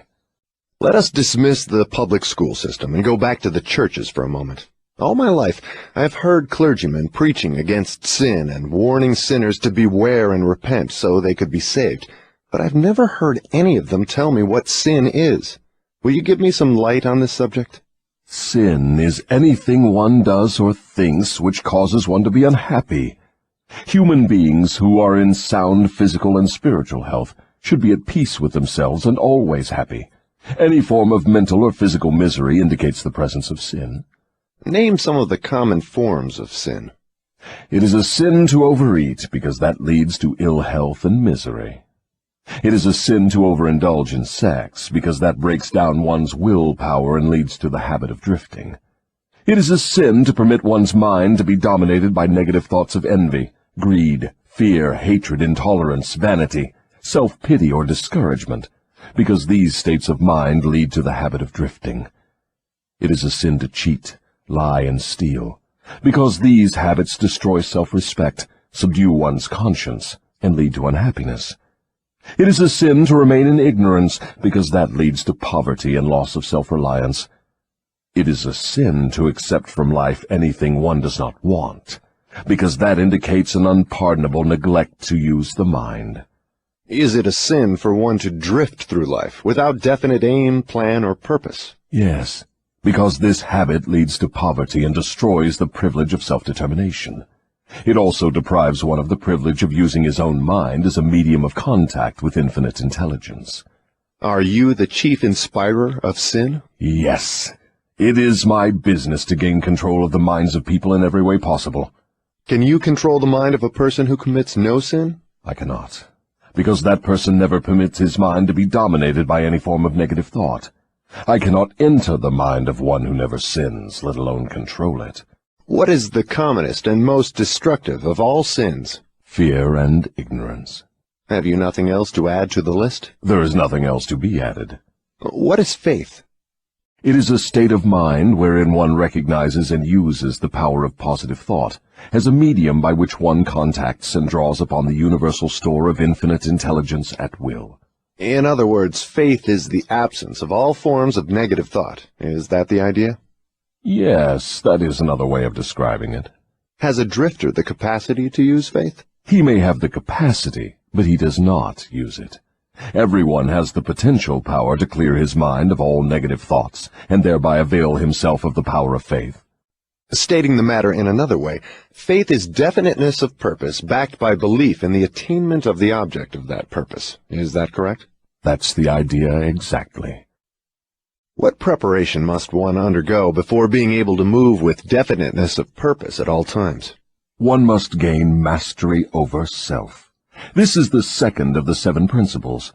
The person who is not master of himself can never be master of others.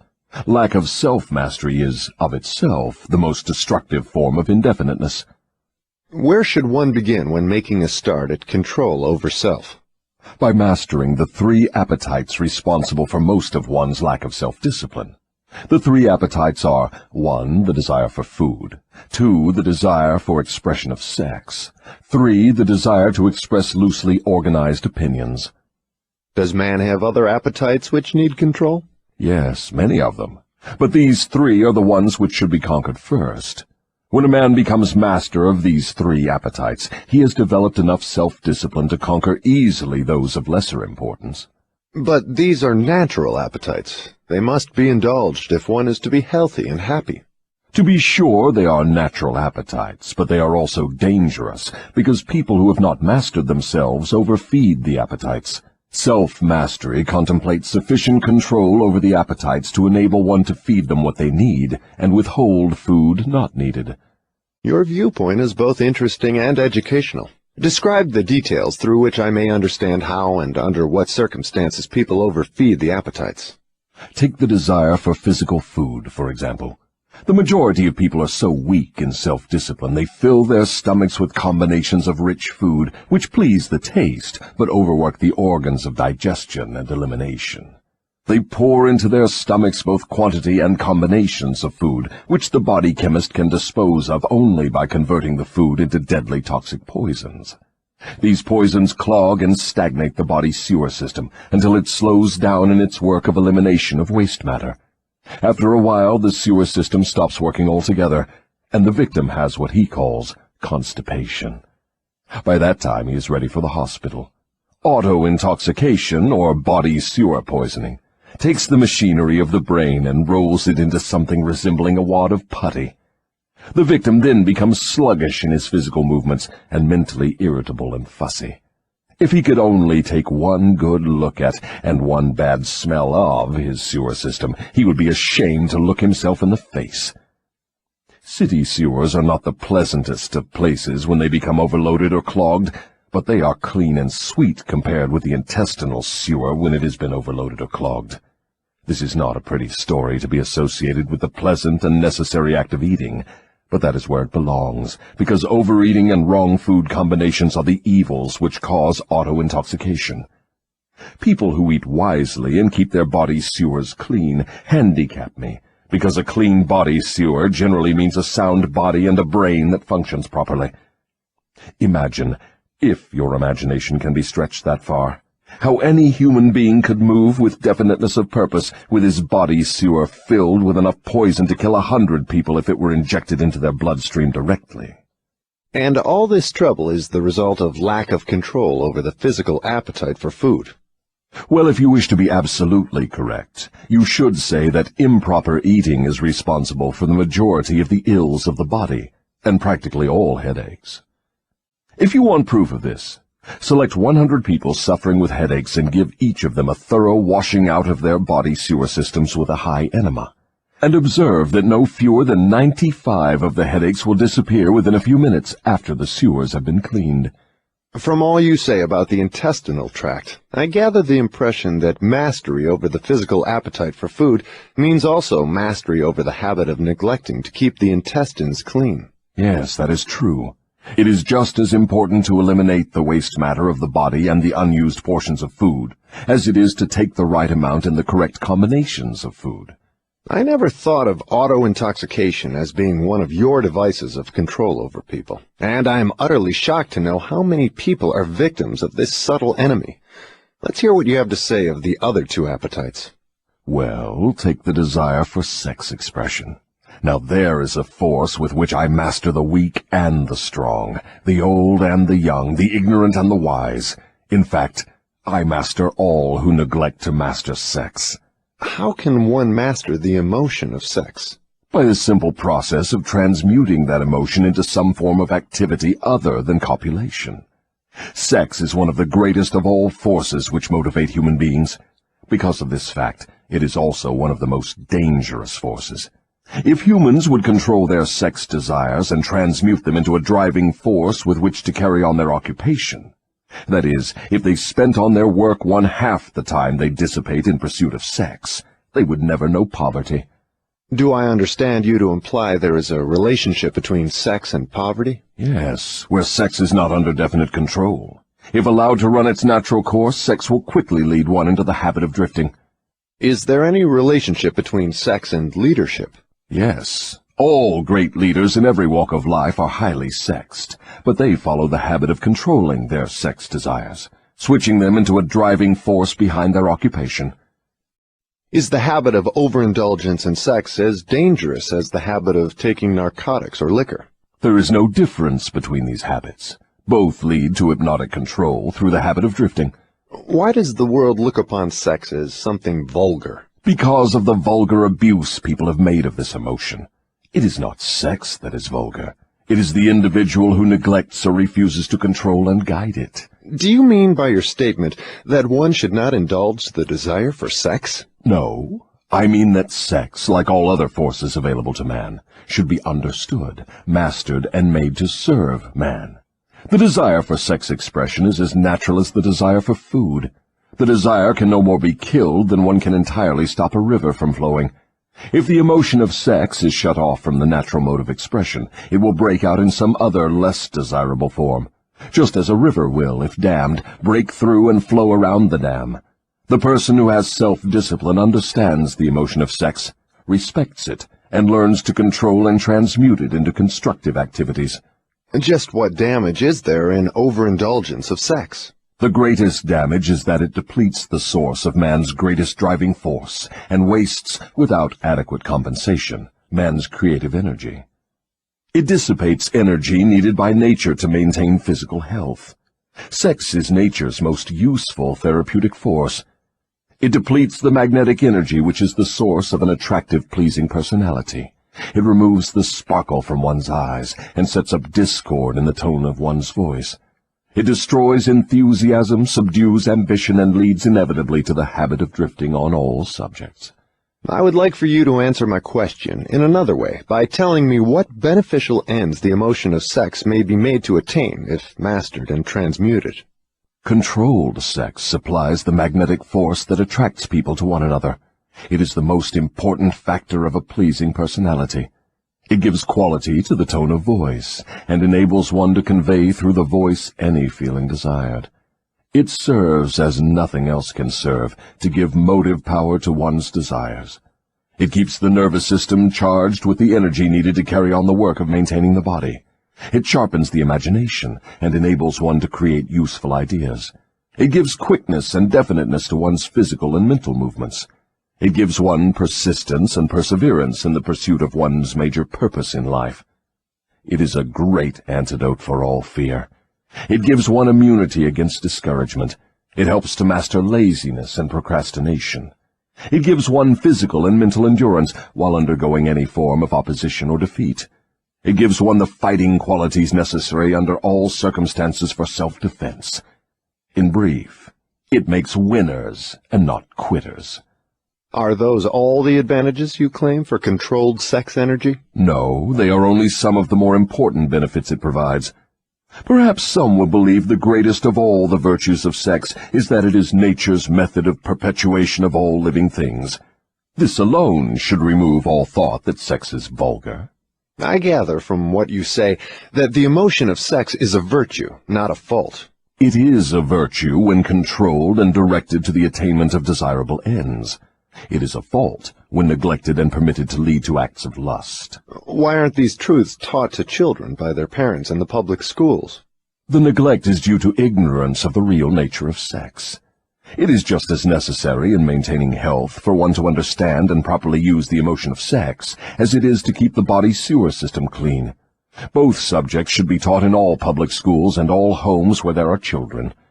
Wouldn't the majority of parents need instruction on the proper function and use of sex before they could intelligently teach their children? Yes, and so would the public school teachers. What relative position of importance would you give to the need for accurate knowledge on the subject of sex? It is next to the top of the list. There is but one thing of greater importance to human beings. That is accurate thought. Do I understand you to say that knowledge of the true functions of sex and ability to think accurately are the two things of greatest importance to mankind? That is what I intend you to understand. Accurate thinking comes first, because it is the solution to all man's problems, the answer to all his prayers, the source of opulence and all material possessions.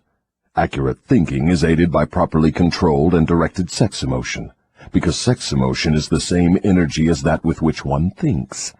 It begins with those who desire self-determination sufficiently to be willing to pay its price.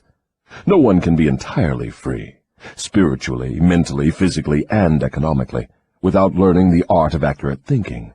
No one can learn to think accurately without including, as a part of the needed knowledge, information on the control of sex emotion through transmutation. It will be a great surprise to many people to learn there is so close a relationship between thinking and sex emotion.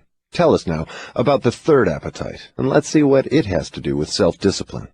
The habit of expressing loosely organized opinions is one of the most destructive of habits. Its destructiveness consists in its tendency to influence people to guess instead of searching for the facts when they form opinions, create ideas, or organize plans. The habit develops a grasshopper mind, one that jumps from one thing to another but never completes anything. And, of course, carelessness in the expression of opinions leads to the habit of drifting. From there it is only a step or two until one is bound by the law of hypnotic rhythm, which automatically prohibits accurate thinking. What other disadvantages are there in free expression of opinions? The person who talks too much informs the world of his aims and plans, and gives to others the opportunity to profit by his ideas. Wise men keep their plans to themselves, and refrain from expressing uninvited opinions. This prevents others from appropriating their ideas, and makes it difficult for others to interfere with their plans. Why do so many people indulge in the habit of expressing uninvited opinions? The habit is one way of expressing egotism and vanity. The desire for self-expression is inborn in people. The motive back of the habit is to attract the attention of others and to impress them favorably. Actually, it has just the opposite effect. When the self-invited speaker attracts attention, it usually is unfavorable. Yes. What other disadvantages has the habit? The person who insists on talking seldom has an opportunity to learn by listening to others. But isn't it true that a magnetic speaker often puts himself in the way of opportunity to benefit himself by attracting the attention of others through his powers of oratory? Yes, a magnetic orator does have an asset of tremendous value in his ability to impress people by his speech. But he cannot make the best use of this asset if he forces his speech on others without their invitation. No single quality adds more to one's personality than the ability to speak with emotional feeling, force, and conviction. But the speaker must not impose his speech upon others without being invited to do so. There is an old saying that nothing is worth more than its actual cost. This applies as well to the free, uninvited expression of opinions as to material things. What about people who volunteer their opinions by expressing them in writing? Do they also suffer by lack of self-discipline? One of the worst pests on earth is the person who writes uninvited letters to people of prominence. Men in public office, moving picture stars, men who have succeeded in business or written a best-selling book. And people whose names appear often in the newspapers are continuously besieged by people who write letters expressing their opinion on all subjects. But the writing of uninvited letters is a harmless way of finding pleasure through self-expression, is it not? What damage does one do by the habit? Habits are contagious. Every habit attracts a flock of its relatives. The habit of doing anything that is useless leads to the formation of other habits that are useless, especially the habit of drifting.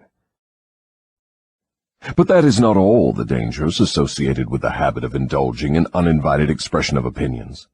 The habit creates enemies and places in their hands dangerous weapons by which they may do great injury to the one who indulges in it. Thieves and confidence men and racketeers pay big prices for the names and addresses of the writers of uninvited letters. Knowing as they do, the writers of these letters become easy victims of all manner of schemes that result in the loss of their money. They refer to the writers of such letters as nuts. If you wish to know how foolish people are who write uninvited letters, read the nut column of any newspaper, the column in which the paper publishes the voluntary opinions of its readers, and you will see for yourself how the writers of such letters antagonize people and invite opposition from others. Now, I had no idea, Your Majesty, that people get into so much difficulty through uninvited expression of their opinions. But now that you have brought up the subject, I do remember writing the editor of a prominent magazine an uninvited letter of criticism, which cost me a fine position on his staff, at a fat salary. That is a perfect example.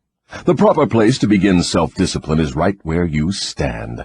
The way to begin is by recognizing the truth, that there is nothing for good or evil throughout the myriads of universes except the power of natural law.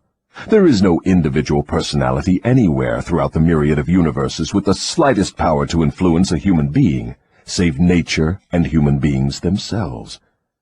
There is no human being now living, no human being has ever lived, and no human being ever will live with the right or the power to deprive another human being of the inborn privilege of free and independent thought. That privilege is the only one over which any human being can have absolute control. No adult human being ever loses the right to freedom of thought, but most humans lose the benefits of this privilege either by neglect or because it has been taken away from them by their parents or religious instructors before the age of understanding. These are self-evident truths, no less important because they are being called to your attention by the devil than they would be if brought to your attention by my opposition. But what are people going to lean upon in the hour of emergency, when they know not where nor to whom to appeal? Let them lean upon the only dependable power available to any human being. And what is that? Themselves. The power of their own thoughts. The only power they can control and may rely upon. The only power which cannot be perverted, colored, modified, or falsified by their dishonest fellow human beings. All you say seems logical, but why must I come to the devil to discover such profound truths?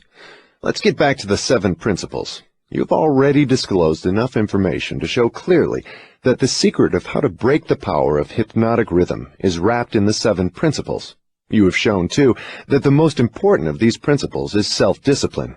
Now, go ahead and describe the other 5 principles you have not yet mentioned and indicate what part they play in giving one self-discipline. First, let me summarize that part of my confession we have already covered. I have frankly told you that my 2 most effective devices for mastering human beings are the habit of drifting and the law of hypnotic rhythm. I have shown you that drifting is not a natural law, but a man-made habit which leads to man's submission to the law of hypnotic rhythm. The 7 principles are the media by which man may break the hold of hypnotic rhythm and take possession again of his own mind. You see, therefore, the 7 principles are the 7 steps which lead victims of hypnotic rhythm out of the self-made prisons in which they are bound. The 7 principles are the master key that unlocks the door to spiritual, mental, and economic self-determination. Is that true? Yes, that's another way of stating the truth. Is failure ever a benefit to man? Yes. Indeed, learning from adversity is the 3rd of the 7 principles. But few people know that every adversity brings with it the seed of an equivalent advantage. Still fewer people know the difference between temporary defeat and failure. If this knowledge were generally known, I would be deprived of one of my strongest weapons of control over human beings. But I understood you to say that failure is one of your greatest allies. I got the impression from your confession that failure causes people to lose ambition and quit trying, and then you take them over without opposition on their part. That is just the point. I take them over after they quit trying. If they knew the difference between temporary defeat and failure, they would not quit when they meet with opposition from life. If they knew that every form of defeat and all failures bring with them the seed of unborn opportunity, they would keep on fighting and win. Success usually is but one short step beyond the point where one quits fighting. Is that all one might learn from adversity, defeat, and failure? No, that is the least of what one might learn. I hate to tell you this, but failure often serves as a blessing in disguise, because it breaks the grip of hypnotic rhythm and frees the mind for a fresh start. Now we are getting somewhere. So, you have confessed at long last that even nature's law of hypnotic rhythm can be, and often is, annulled by nature herself. Is that correct? No, that is not stating the matter accurately. Nature never reverses any of her natural laws. Nature does not take away a human being's freedom of thought through hypnotic rhythm. The individual gives up his freedom by abuse of this law. If a man jumped from a tree and was killed by the sudden impact of his body with the earth, through the law of gravity, you wouldn't say nature murdered him, would you? You would say the man neglected to relate himself properly to the law of gravity. I'm beginning to see. The law of hypnotic rhythm is capable of both negative and positive application. It may drag one down to slavery through loss of the privilege of freedom of thought, or it may help one rise to great heights of achievement through the free use of thought, depending on how the individual relates himself to the law. Is that correct? Now you have it right. But what about failure? One does not fail intentionally with purpose aforethought. No one encourages temporary defeat. These are circumstances over which the individual often has no control whatsoever. How, then, can it be said that nature does not take away one's freedom of thought when failure destroys ambition, willpower, and the self-confidence essential to make a fresh start? Failure is a man-made circumstance. It is never real until it has been accepted by man as permanent. Stating it another way, failure is a state of mind. Therefore, it is something an individual can control until he neglects to exercise this privilege. Nature does not force people to fail, But nature does impose her law of hypnotic rhythm upon all minds, and through this law gives permanency to the thoughts which dominate those minds. In other words, failure thoughts are taken over by the law of hypnotic rhythm and made permanent if the individual accepts any circumstances as being permanent failure. That same law just as readily takes over and makes permanent thoughts of success. What part, then, does failure play in helping an individual break the grip of hypnotic rhythm after that law has been fastened upon his mind? Failure brings a climax in which one has the privilege of clearing his mind of fear and making a new start in another direction. Failure proves conclusively that something is wrong with one's aims or the plans by which the object of these aims is sought. Failure is the dead end of the habit path one has been following, and when it is reached, it forces one to leave that path and take up another, thereby creating a new rhythm. But failure does more than this. It gives an individual an opportunity to test himself, wherein he may learn how much willpower he possesses. Failure also forces people to learn many truths they would never discover without it. Failure often leads an individual to an understanding of the power of self-discipline, without which no one could turn back after having once been the victim of hypnotic rhythm. Study the lives of all people who achieve outstanding success in any calling, and observe with profit that their success is usually in exact ratio to their experiences of defeat before succeeding. Is this all you have to say of the advantages of failure? No, I have barely begun. If you want the real significance of adversity, failure, defeat, and all other experiences which break up a human being's habits and force him to form new habits, watch nature at her work. Nature uses illness to break the physical rhythm of the body when the cells and organs become improperly related. She uses economic depressions to break the rhythm of mass thought when great numbers of people become improperly related, through business, social, and political activities. And she uses failure to break the rhythm of negative thought when an individual becomes improperly related to himself in his own mind. Observe carefully, and you will see that everywhere in nature there is always at work a natural law which gives eternal change to all matter, all energy, and to the power of thought. The only permanent thing in the universe is change, eternal, inexorable change, through which every atom of matter and every unit of energy has the opportunity to properly relate itself to all other units of matter and energy. And every human being has the opportunity and the privilege of properly relating himself to all other human beings, no matter how many mistakes he makes, or how many times or in what ways he may be defeated. When mass failure overtakes a nation, such as the 1929 World Business Depression, the circumstance is in perfect harmony with nature's plan to break up man's habits and give out fresh opportunities. What you are saying intrigues me. Am I to understand that hypnotic rhythm has something to do with the way people relate themselves to one another? That abstract, elusive thing called character is nothing but a manifestation of the law of hypnotic rhythm. Therefore, when speaking of one's character, it would be proper to say his thought habits have been crystallized into a positive or a negative personality. Through hypnotic rhythm, one is good or bad because of the knitting together of his thoughts and deeds through hypnotic rhythm. One is bound by poverty or blessed with abundance because his aims, plans, and desires, or lack of them, have been made permanent and real by hypnotic rhythm. Is that all you have to say of the connection between hypnotic rhythm and human relationships? No, I have just begun. Remember, while I am talking, I am speaking of the influence of hypnotic rhythm in connection with all human relationships. Men who succeed in business do so entirely because of the way they relate themselves to their associates and to others outside of the business. Professional men who succeed do so largely because of the manner in which they relate themselves to their clients. It is much more important for the lawyer to know people and to know the laws of nature than it is to know the law. And the doctor is a failure before he starts unless he knows how to relate himself to his patients so as to establish their faith in him. Marriage succeeds or fails entirely because of the manner in which the participants relate themselves to one another. Proper relationship in marriage begins with a proper motive for the marriage.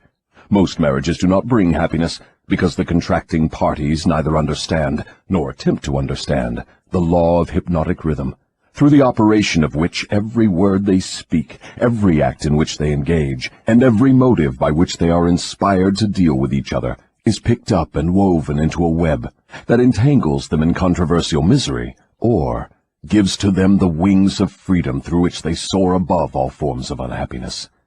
Every newly made acquaintanceship between people ripens into friendship and then into spiritual harmony, sometimes called love, or plants a germ of suspicion and doubt which evolves and grows into open rebellion, according to the way in which the participants in the acquaintanceship relate themselves to one another. Hypnotic rhythm picks up the dominating motives, aims, purposes, and feelings of the contacting minds, and weaves these into some degree of faith or fear, love or hatred. After the pattern has taken definite shape, as it does with time, it is forced upon the contacting minds and made a part thereof. In this silent way does nature make permanent the dominating factors of every human relationship. In every human relationship, the evil motives and the evil deeds of the contacting individuals are coordinated and consolidated into definite form and subtly woven into that all-important human trait known as character. In the same manner, the motives and the deeds of good are consolidated and forced upon the individual. You see, therefore, it is not only one's deeds, but also one's very thoughts which determine the nature of all human relationships. You are leading into pretty deep water. Let's keep it near the shore, where I can follow you without fear of getting beyond a safe depth. Go ahead and tell me how this subject of human relationships actually works in the current affairs of a problem-filled world such as we have today. That is a happy thought. But let me make sure you understand the principles I am telling about, before I try to show you how to apply them in the affairs of life.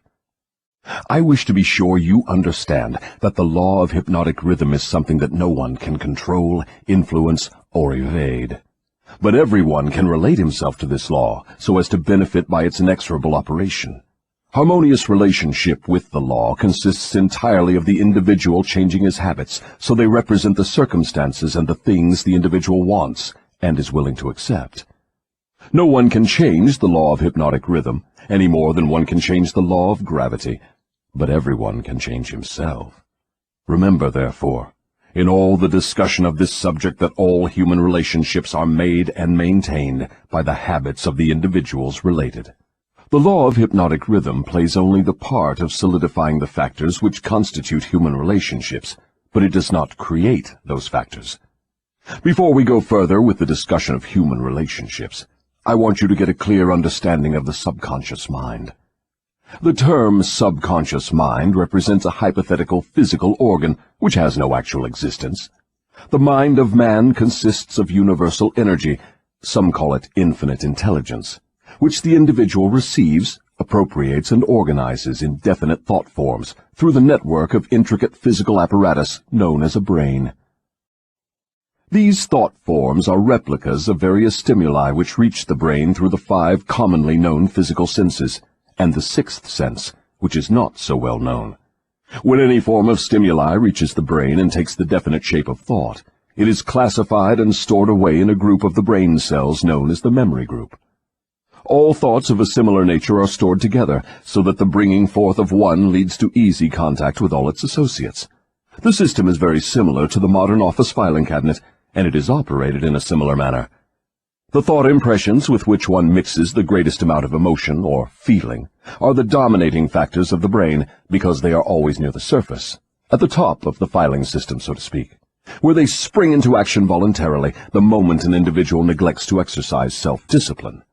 These emotion-laden thoughts are so powerful, they often cause an individual to rush into action and indulge in deeds which have not been submitted to or approved by his reasoning faculty. These emotional outbursts usually destroy harmony in all human relationships.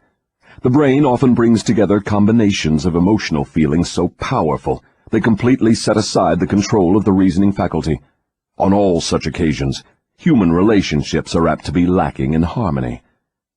Through the operation of the 6th sense, the brain of a human being may contact the filing cabinet of other brains and inspect at will whatever thought impressions are on file there.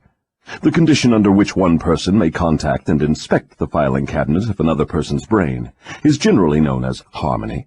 But you may better understand what is meant if I say brains attuned to the same rate of thought vibrations can easily and quickly exercise the privilege of entering and inspecting each other's filing cabinets of thoughts.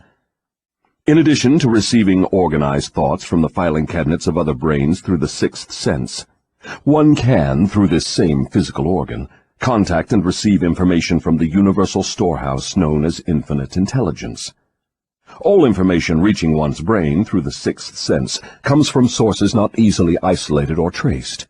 Therefore, this sort of information is generally believed to come from one's subconscious mind.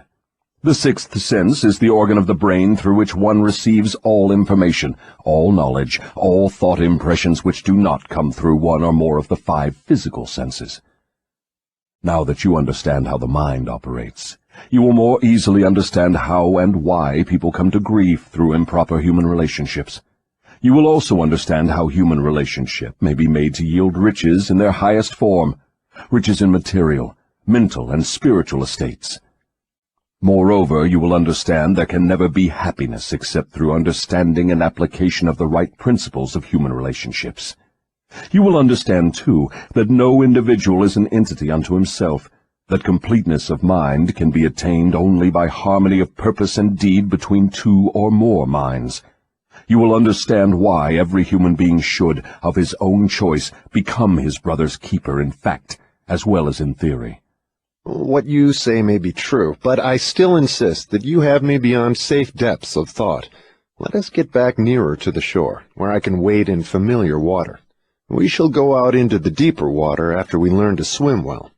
We started out to discuss the subject of how to profit by adversity, but it seems we have drifted somewhat afield from that subject. We have detoured, but we have not drifted. The devil never drifts. The detour was necessary in order that you might be prepared to understand the most important part of this entire interview. We are now ready to get back to the discussion of the subject of adversity. Inasmuch as most adversities grow out of improper relationships between people, it seems important to understand how people may become properly related. Naturally, the question arises as to what is a proper relationship between people. The answer is that the proper relationship is one that brings to all connected with it, or affected by it, some form of benefit.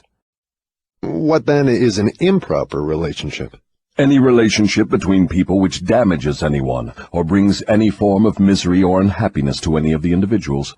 How can improper relationships be corrected? By change of mind of the person causing the improper relationship, or by changing the persons to the relationship. Some minds harmonize naturally, while others just as naturally clash.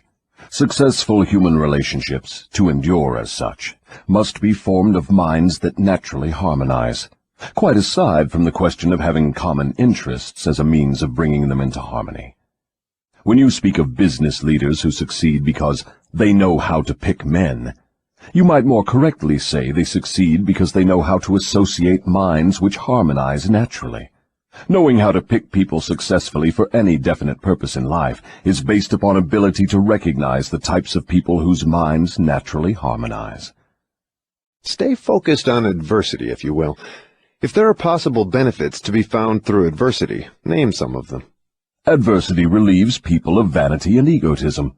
It discourages selfishness by proving that no one can succeed without the cooperation of others.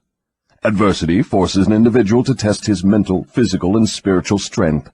It thus brings him face to face with his weaknesses and gives him the opportunity to bridge them. Adversity forces one to seek ways and means to definite ends by meditation and introspective thought. This often leads to the discovery and use of the sixth sense through which one may communicate with infinite intelligence. Adversity forces one to recognize the need for intelligence not available except from sources outside of one's own mind. Adversity breaks old habits of thought and gives one an opportunity to form new habits. Therefore, it may serve to break the hold of hypnotic rhythm and change its operation from negative to positive ends. What is the greatest benefit one may receive through adversity? The greatest benefit of adversity is that it may, and generally does, force one to change one's thought habits, thus breaking and redirecting the force of hypnotic rhythm. In other words, failure always is a blessing when it forces one to acquire knowledge or to build habits that lead to the achievement of one's major purpose in life. Is that correct? Yes, and something more. Failure is a blessing when it forces one to depend less upon material forces and more upon spiritual forces. Many human beings discover their other selves, the forces which operate through the power of thought, only after some catastrophe deprives them of the full and free use of their physical bodies. When a man can no longer use his hands and his feet, he usually begins to use his brain. Thus he puts himself in the way of discovering the power of his own mind. What benefits may be derived from the loss of material things, money, for example? The loss of material things may teach many needed lessons, none greater, however, than the truth that man has control over nothing and has no assurance of the permanent use of anything except his own power of thought. I wonder if this is not the greatest benefit available through adversity. No. The greatest potential benefit of any circumstance which causes one to make a fresh start is that it provides an opportunity to break the grip of hypnotic rhythm and set up a new set of thought habits. New habits offer the only way out for people who fail. Most people who escape from the negative to the positive operation of the law of hypnotic rhythm do so only because of some form of adversity which forces them to change their thought habits. Isn't adversity apt to break one's self-reliance and cause one to give up hope? It has that effect on those whose willpower is weak through long-established habits of drifting. It has the opposite effect on those who have not been weakened through drifting. The non-drifter meets with temporary defeat and failure, but his reaction to all forms of adversity is positive. He fights instead of giving up, and usually wins.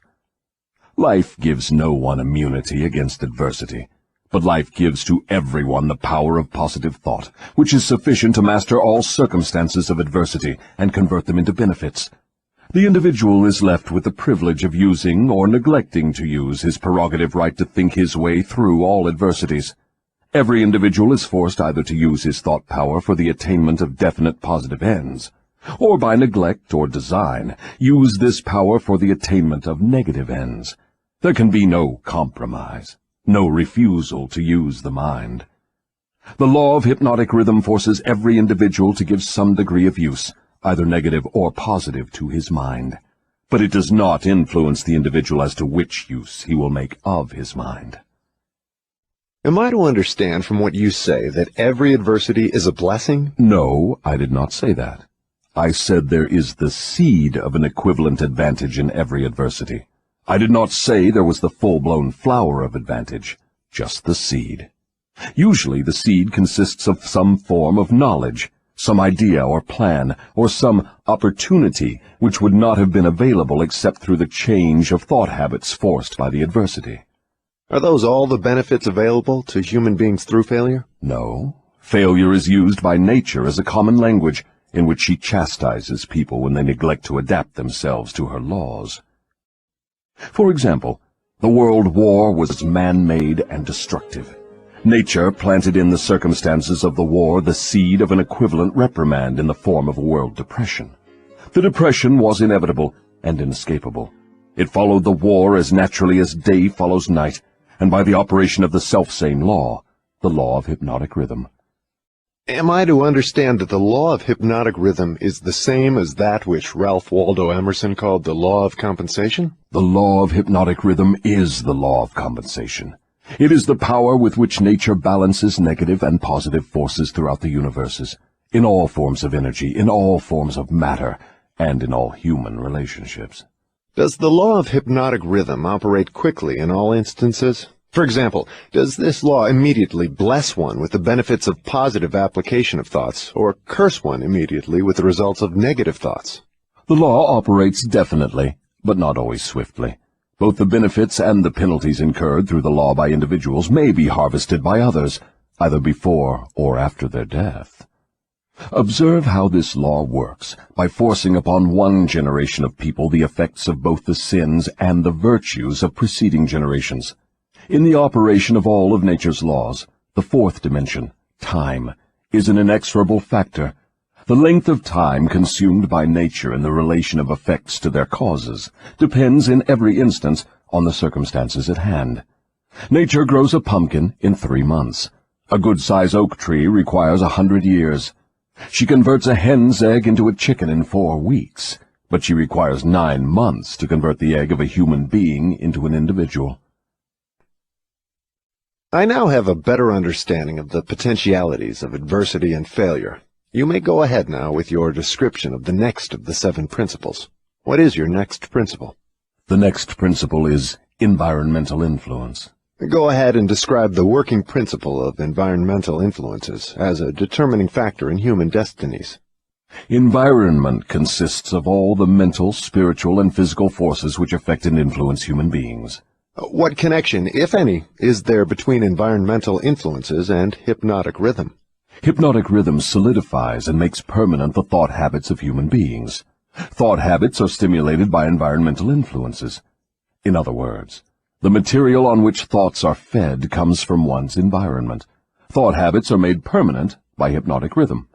What is the most important part of one's environment, the part which determines, more than all others, whether an individual makes positive or negative use of his mind? The most important part of one's environment is that created by his association with others. All people absorb and take over, either consciously or unconsciously, the thought habits of those with whom they associate closely. Do you mean by this that constant association with a person whose thought habits are negative influences one to form negative thought habits? Yes. The law of hypnotic rhythm forces every human being to form thought habits which harmonize with the dominating influences of his environment, particularly that part of his environment created by his association with other minds. Then it is important that one select one's close associates with great care. Yes. One's intimate associates should be chosen with as much care as one chooses the food with which he feeds his body, with the object always of associating with people whose dominating thoughts are positive, friendly, and harmonious. Which class of associates has the greatest influence upon one? One's partner in marriage and in the home, and one's associates in his occupation. After that come close friends and acquaintances. Casual acquaintances and strangers have but little influence on one. Why does one's partner in marriage have so great an influence upon one's mind? Because the relationship of marriage brings people under the influence of spiritual forces of such weight that they become dominating forces of the mind. How may environmental influences be used to break the grip of hypnotic rhythm? All influences which establish thought habits are given permanency through the law of hypnotic rhythm. One may change the influences of his environment, so that the dominating influences are either positive or negative, and the law of hypnotic rhythm will make them permanent, unless they are changed through one's habits of thought. Stating this truth in another way, one may submit himself to any environmental influence desired, whether positive or negative, and the law of hypnotic rhythm will make the influence permanent when it assumes the magnitude of thought habit. Is that the way the law works? That is correct. Be careful of all forces which inspire thought. Those are the forces which constitute environment and determine the nature of one's earthly destiny. What class of people controls their environmental influences? The non-drifters. All who are victims of the habit of drifting forfeit their power to choose their own environment. They become the victims of every negative influence of their environment. Is there no way out for the drifter? Is there no method by which he may submit himself to the influence of a positive environment? Yes, there is a way out for drifters. They can stop drifting, take possession of their own minds, and choose an environment which inspires positive thought. This they may accomplish through definiteness of purpose. Is that all there is to the act of eliminating the habit of drifting? Is the habit only a state of mind? Drifting is nothing but a negative state of mind, a state of mind conspicuous by its emptiness of purpose. What effective procedure may one follow in establishing an environment most helpful in developing and maintaining positive thought habits? The most effective of all environments is that which may be created by a friendly alliance of a group of people who will obligate themselves to assist one another in achieving the object of some definite purpose. This sort of an alliance is known as a mastermind. Through its operation, one may associate himself with carefully chosen individuals, each of whom brings to the alliance some knowledge, experience, education, plan, or idea suited to his needs in carrying out the object of his definite purpose. The most successful leaders in all walks of life avail themselves of this sort of made-to-order environmental influence. Outstanding achievement is impossible without the friendly cooperation of others. Stating the truth in another way, successful people must control their environment, thereby ensuring themselves against the influence of a negative environment. What of people whose duty to relatives makes it impossible for them to avoid the influence of a negative environment? No human being owes another any degree of duty which robs him of his privilege of building his thought habits in a positive environment. On the other hand, every human being is duty-bound to himself to remove from his environment every influence which even remotely tends to develop negative thought habits. Isn't this a cold-blooded philosophy? Only the strong survive. No one can be strong without removing himself from all influences which develop negative thought habits. Negative thought habits result in the loss of the privilege of self-determination, no matter what or who may cause those habits. Positive thought habits may be controlled by the individual and made to serve his aims and purposes. Negative thought habits control the individual and deprive him of the privilege of self-determination. I deduce from all you have said that those who control the environmental influences out of which their thought habits are built are masters of their earthly destinies, and that all others are mastered by earthly destinies. Is that stating the matter correctly? Perfectly stated. What establishes one's thought habits? All habits are established because of inherent or acquired desires, or motives. That is, habits are begun as the result of some form of definite desire. What takes place in the physical brain while one is forming thought habits? Desires are organized impulses of energy, called thoughts. Desires that are mixed with emotional feeling magnetize the brain cells in which they are stored and prepare those cells to be taken over and directed by the law of hypnotic rhythm. When any thought appears in the brain or is created there, and is mixed with keen emotional feeling of desire, the law of hypnotic rhythm begins at once to translate it into its physical counterpart. Dominating thoughts, which are acted upon first by the law of hypnotic rhythm, are those with which are mixed the strongest desires and the most intense feelings. Thought habits are established by the repetition of the same thoughts. What are the most impelling basic motives or desires which inspire thought action? The 10 most common motives, those which inspire most of one's physical action, are these: the desire for sex expression and love, the desire for physical food, the desire for spiritual, mental, and physical self-expression, the desire for perpetuation of life after death, the desire for power over others, the desire for material wealth, the desire for knowledge, the desire to imitate others, the desire to excel others, the 7 basic fears. These are the dominating motives which inspire the majority of all human endeavors. What about the negative desires, such as greed, envy, avarice, jealousy, anger? Are these not expressed more often than any of the positive desires? All negative desires are nothing but frustrations of positive desires. They are inspired by some form of defeat, failure, or neglect by human beings to adapt themselves to nature's laws in a positive way. That's a new slant on the subject of negative thoughts. If I correctly understand what you have said, all negative thoughts are inspired by one's neglect or failure to adapt oneself harmoniously to nature's laws. Is that correct? That is exactly correct.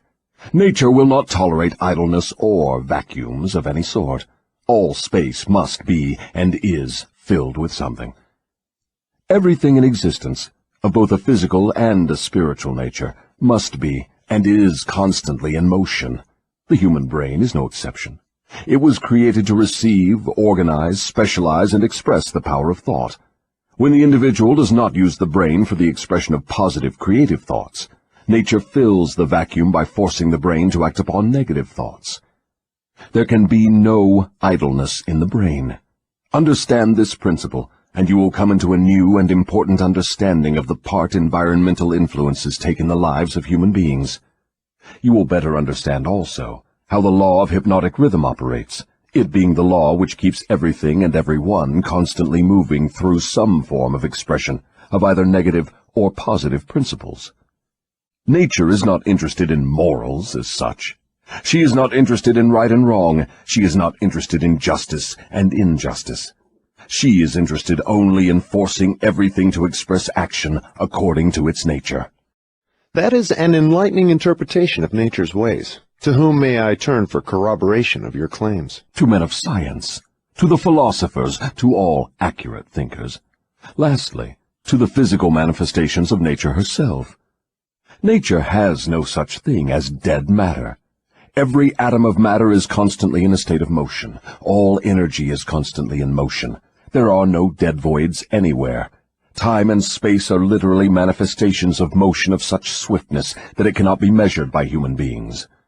Alas, one is forced to the conclusion, from what you say, that the sources of dependable knowledge are shockingly limited. The developed sources of knowledge are limited. Every normal adult human brain is a potential gateway to all the knowledge there is throughout the universes. Every normal adult brain has within its mechanism the possibility of direct communication with infinite intelligence, wherein exists all the knowledge that is or can ever be. Your statement leads me to believe that human beings may become all they have attributed to what they call God. Is that what you mean? Through the law of evolution, the human brain is being perfected to communicate at will with infinite intelligence. The perfection will come through organized development of the brain, through its adaptation to nature's laws. Time is the factor which will bring perfection.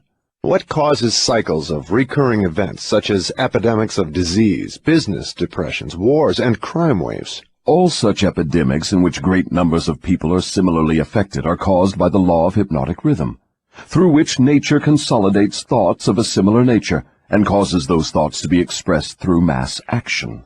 Then the Great Depression was put into motion because great numbers of people were influenced to release thoughts of fear. Is that correct? Perfectly. Millions of people were endeavoring to get something for nothing through stock gambling. When they suddenly discovered they had gotten nothing for something, they became frightened, rushed to their banks to draw out their balances, and the panic was on.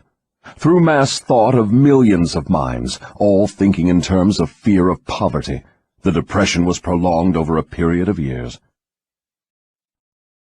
From what you say, I deduce that nature consolidates the dominating thoughts of people and expresses these thoughts through some form of mass action, such as business depressions, business booms, and so on. Is that correct? You have the right idea. Let us now take up the next of the 7 principles. Go ahead and describe it. The next principle is time, the 4th dimension. What relationship is there between time and the operation of the law of hypnotic rhythm? Time is the law of hypnotic rhythm.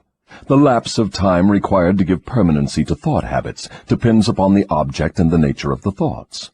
But I understood you to say that the only enduring thing in nature is change. If that is true, then time is constantly changing, rearranging, and recombining all things, including one's thought habits. How then could the law of hypnotic rhythm give permanency to one's thought habits? Time divides all thought habits into 2 classes, negative thoughts and positive thoughts. One's individual thoughts are, of course, constantly changing and being recombined to suit the individual's desires. But thoughts do not change from negative to positive, or vice versa, except through voluntary effort on the part of the individual. Time penalizes the individual for all negative thoughts, and rewards him for all positive thoughts, according to the nature and purpose of the thoughts. If one's dominating thoughts are negative, time penalizes the individual by building in his mind the habit of negative thinking, and then proceeds to solidify this habit into permanency every second of its existence. Positive thoughts are, likewise, woven by time into permanent habits. The term permanency, of course, refers to the natural life of the individual. In the strict sense of the term, nothing is permanent. Time converts thought habits into what might be called permanency during the life of the individual. Now I have a better understanding of how time works. What other characteristics has time in connection with the earthly destiny of human beings? Time is nature's seasoning influence through which human experience may be ripened into wisdom. People are not born with wisdom, but they are born with the capacity to think, and they may, through the lapse of time, think their way into wisdom. Do youths ever possess wisdom? Only in very elementary matters. Wisdom comes only through the lapse of time. It cannot be inherited, and it cannot be imparted from one person to another except through the lapse of time. Does the lapse of time force an individual to acquire wisdom? No. Wisdom comes only to non-drifters who form positive thought habits as a dominating force in their lives. Drifters and those whose dominating thoughts are negative never acquire wisdom except of a very elementary nature. From what you say, I infer that time is the friend of the person who trains his mind to follow positive thought habits, and the enemy of the person who drifts into negative thought habits. Is that correct? That is precisely true. All people can be classified as drifters and non-drifters. Drifters are always at the mercy of the non-drifters, and time makes this relationship permanent. Do you mean that if I drift along through life without definite aim or purpose, the non-drifter may become my master, and time only serves to give the non-drifter a stronger and more permanent grip upon me? That is stating the truth exactly. What is wisdom? Wisdom is the ability to relate yourself to nature's laws so as to make them serve you, and the ability to relate yourself to other people so as to gain their harmonious, willing cooperation in helping you to make life yield whatever you demand of it. Then accumulated knowledge is not wisdom. Great heavens, no! If knowledge were wisdom, the achievements of science would not have been converted into implements of destruction. What is needed to convert knowledge into wisdom? Time, plus the desire for wisdom. Wisdom is never thrust upon one. It is acquired, if at all, by positive thinking, through voluntary effort. Is it safe for all people to have knowledge? It is never safe for anyone to have extensive knowledge without wisdom. What is the age at which most people who acquire wisdom begin to acquire it? The majority of people who acquire wisdom do so after they have passed the age of 40. Prior to that time, the majority of people are too busy gathering knowledge and organizing it into plans to spend any effort seeking wisdom. What circumstance of life is most apt to lead one to acquire wisdom? Adversity and failure.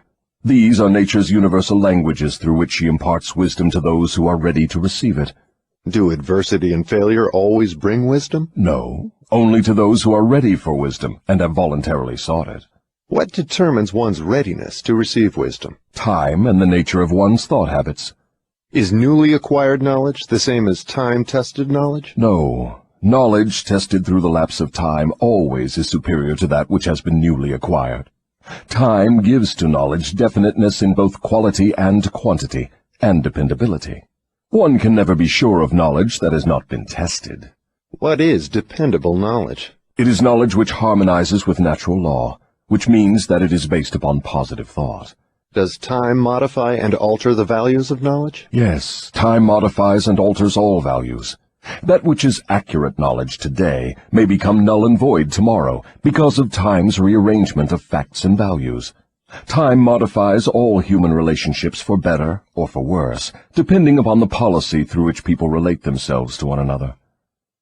In the realm of thought there is a time when it is proper to sow the seeds of thought, and there is a proper time to reap the harvest of those thoughts, the same as there is a time to sow and a time to reap from the soil of the earth.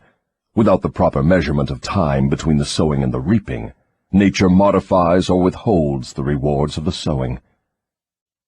Go ahead now and describe the last two of the 7 principles. The next principle is harmony.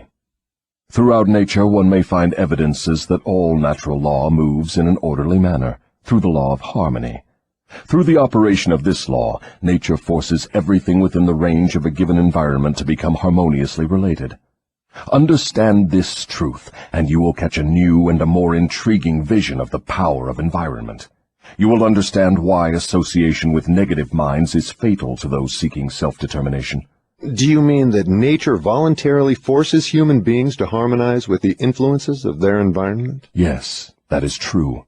The law of hypnotic rhythm forces upon every living thing the dominating influences of the environment in which it exists. If nature forces human beings to take on the nature of the environment in which they live, what means of escape are available to people who find themselves in an environment of poverty and failure, but desire to escape?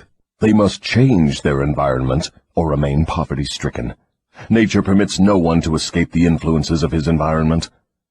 However, nature, in her abundance of wisdom, has given to every normal human being the privilege of establishing his own mental, spiritual, and physical environment. But once he establishes it, he must become a part of it. This is the inexorable working of the law of harmony.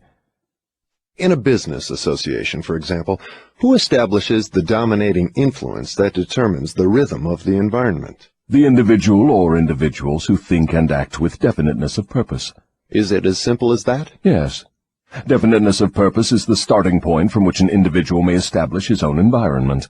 I do not seem to follow your reasoning. The entire world is torn with warfare and business depressions and other forms of strife which represent about everything except harmony. Nature does not seem to be forcing people to harmonize with one another. How do you explain this inconsistency? There is no inconsistency. The dominating influences of the world are, as you say, negative. Very well, nature is forcing human beings to harmonize with the dominating influences of the world environment. Manifestations of harmony may be either positive or negative. For example, a group of men in prison may, and they generally do, think and act in a negative manner. But nature sees to it that the dominating influence of the prison is impressed upon every individual in it. A group of poverty-stricken people in a tenement house may fight among themselves and apparently resist all forms of harmony. But nature forces each of them to become a part of the dominating influence of the house in which they live.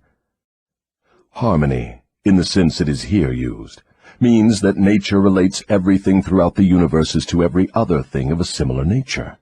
Negative influences are forced into association with one another, no matter where they may be. Positive influences are just as definitely forced into association with one another. I'm beginning to see why successful business leaders are so careful in the choice of their business associates. Men who succeed in any calling usually establish their own environment by surrounding themselves with people who think and act in terms of success. Is that the idea? That is the idea exactly. Observe, with profit, that the one thing all successful men insist upon is harmony among their business associates. Another trait of successful people is that they move with definiteness of purpose and insist upon their associates doing the same.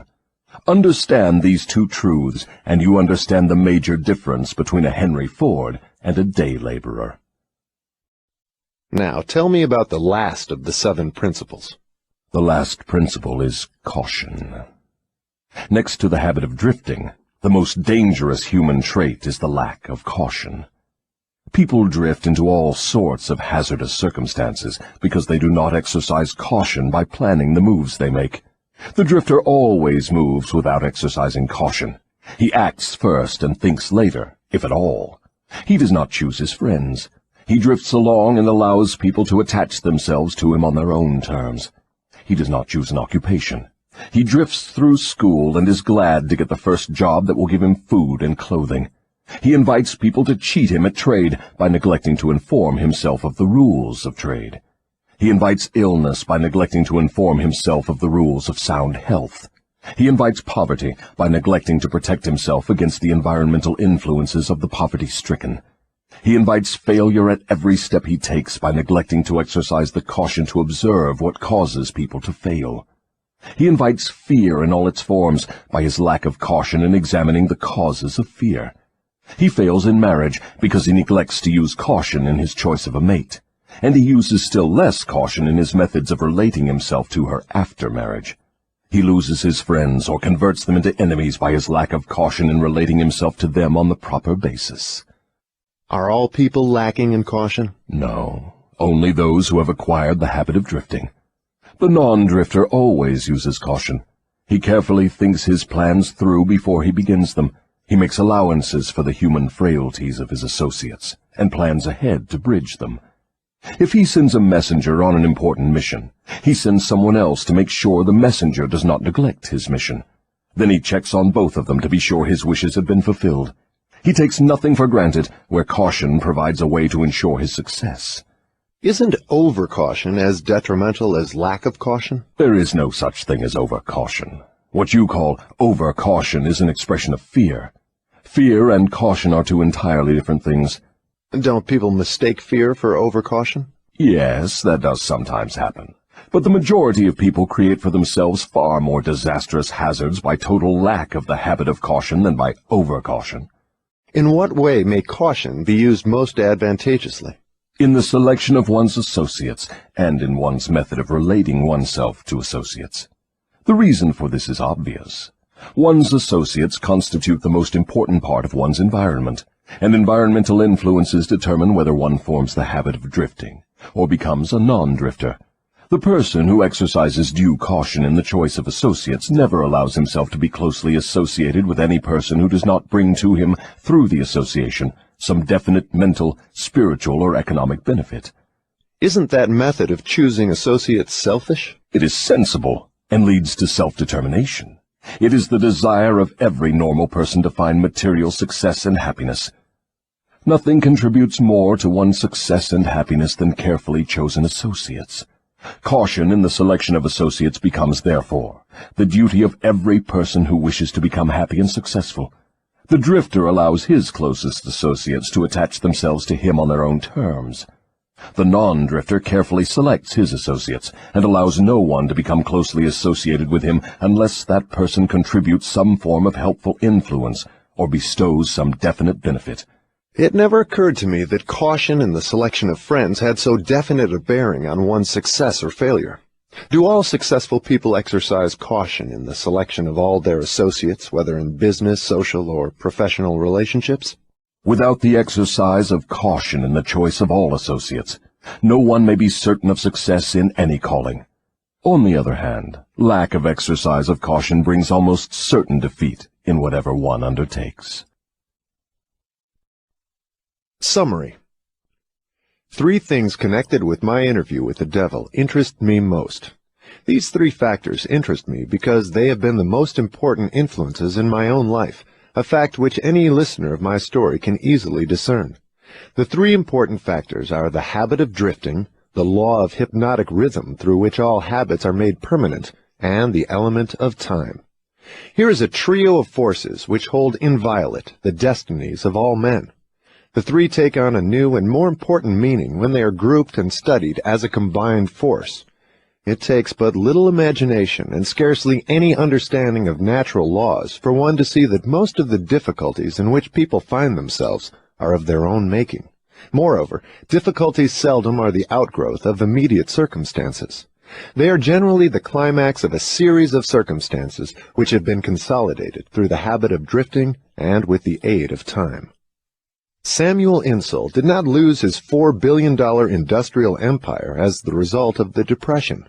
He began losing it long before the Depression, when he became the victim of a group of women who flattered him into turning his talents from public utilities to grand opera.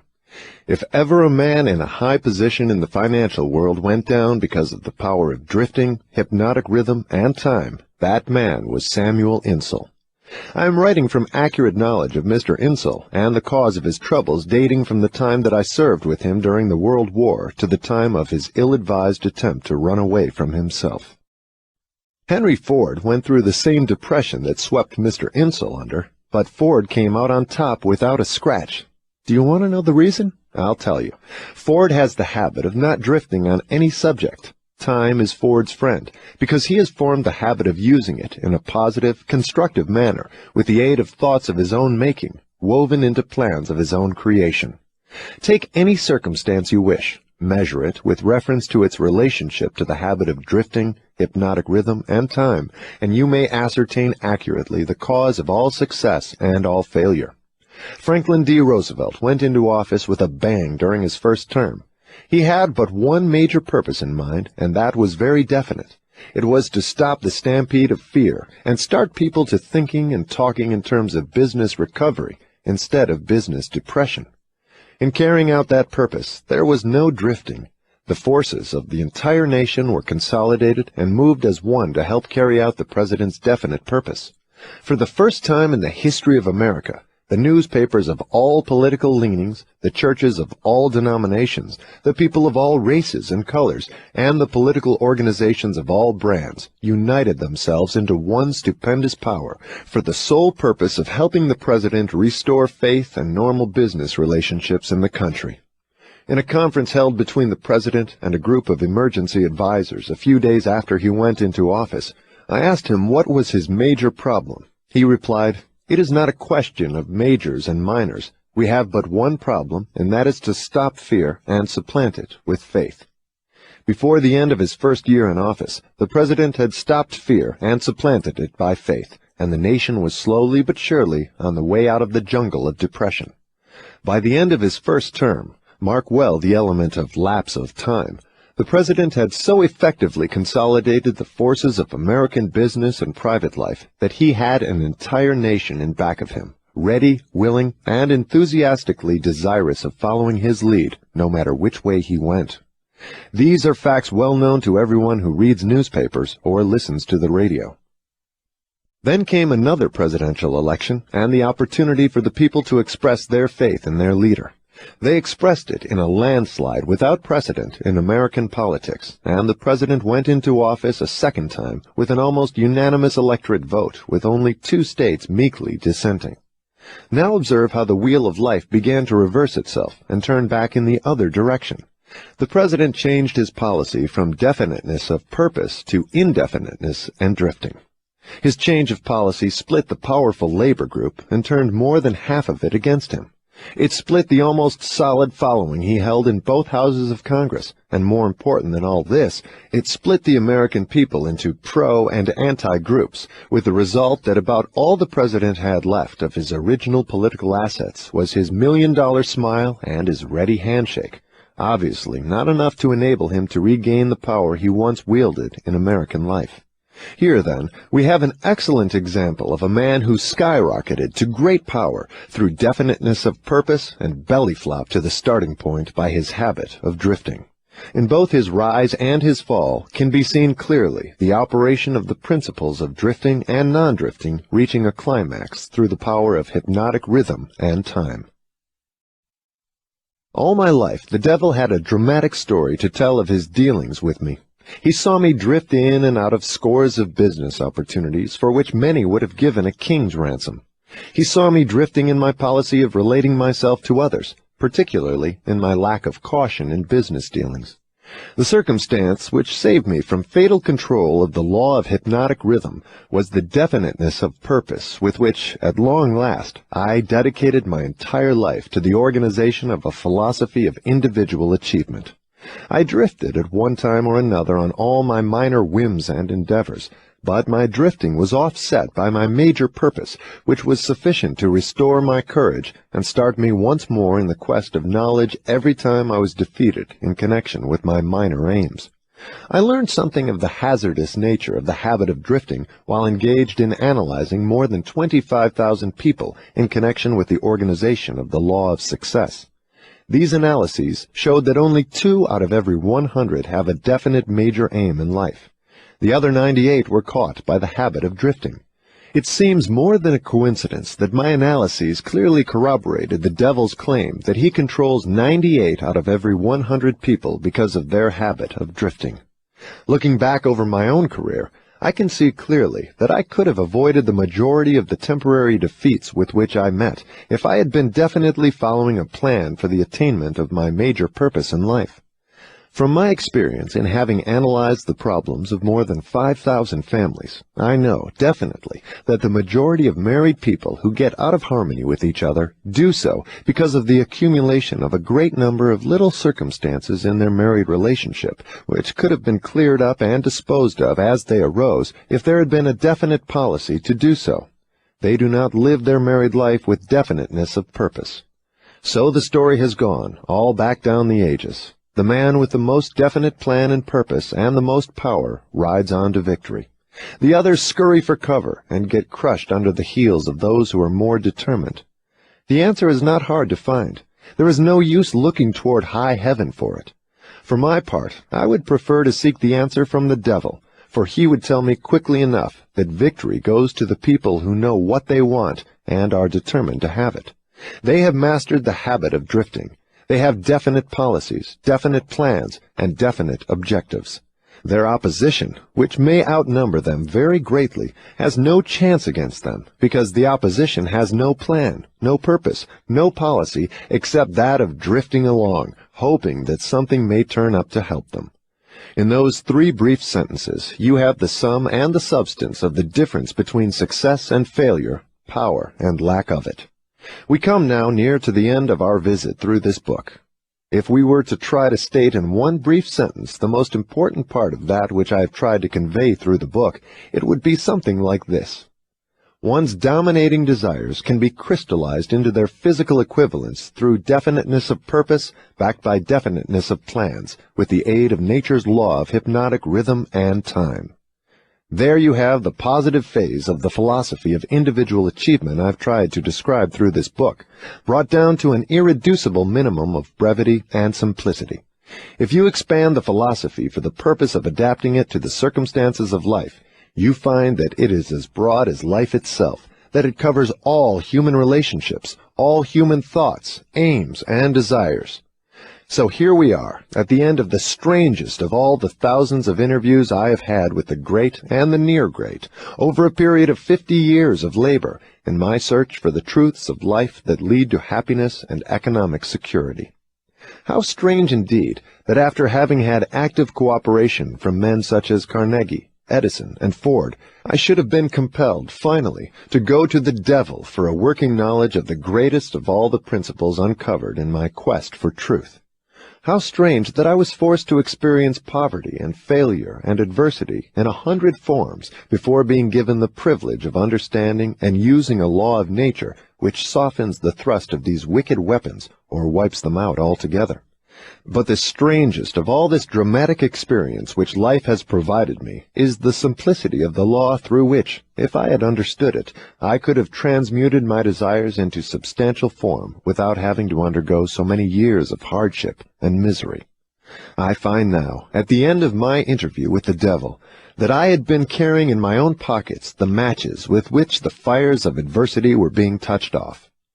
And I find, too, that the water with which those fires were finally extinguished was at my command in great abundance. I searched for the philosopher's lodestone with which failure may be converted into success, only to learn that both success and failure are the results of day-to-day evolutionary forces, through which dominating thoughts are pieced together bit by bit and woven into the things we want or the things we do not want, according to the nature of those thoughts. How unfortunate that I did not understand this truth from the time that I reached the age of reason, for if I had understood it then, I might have been able to go around some of the hurdles I've been forced to jump as I walked through the valley of the shadow of life. The story of my interview with the devil is now in your hands. The benefits you will receive from it will be in exact proportion to the thought it inspires in you. To benefit from listening to the interview, you need not agree with every portion of it. You have only to think and to reach your own conclusions concerning every part of it. How reasonable that is.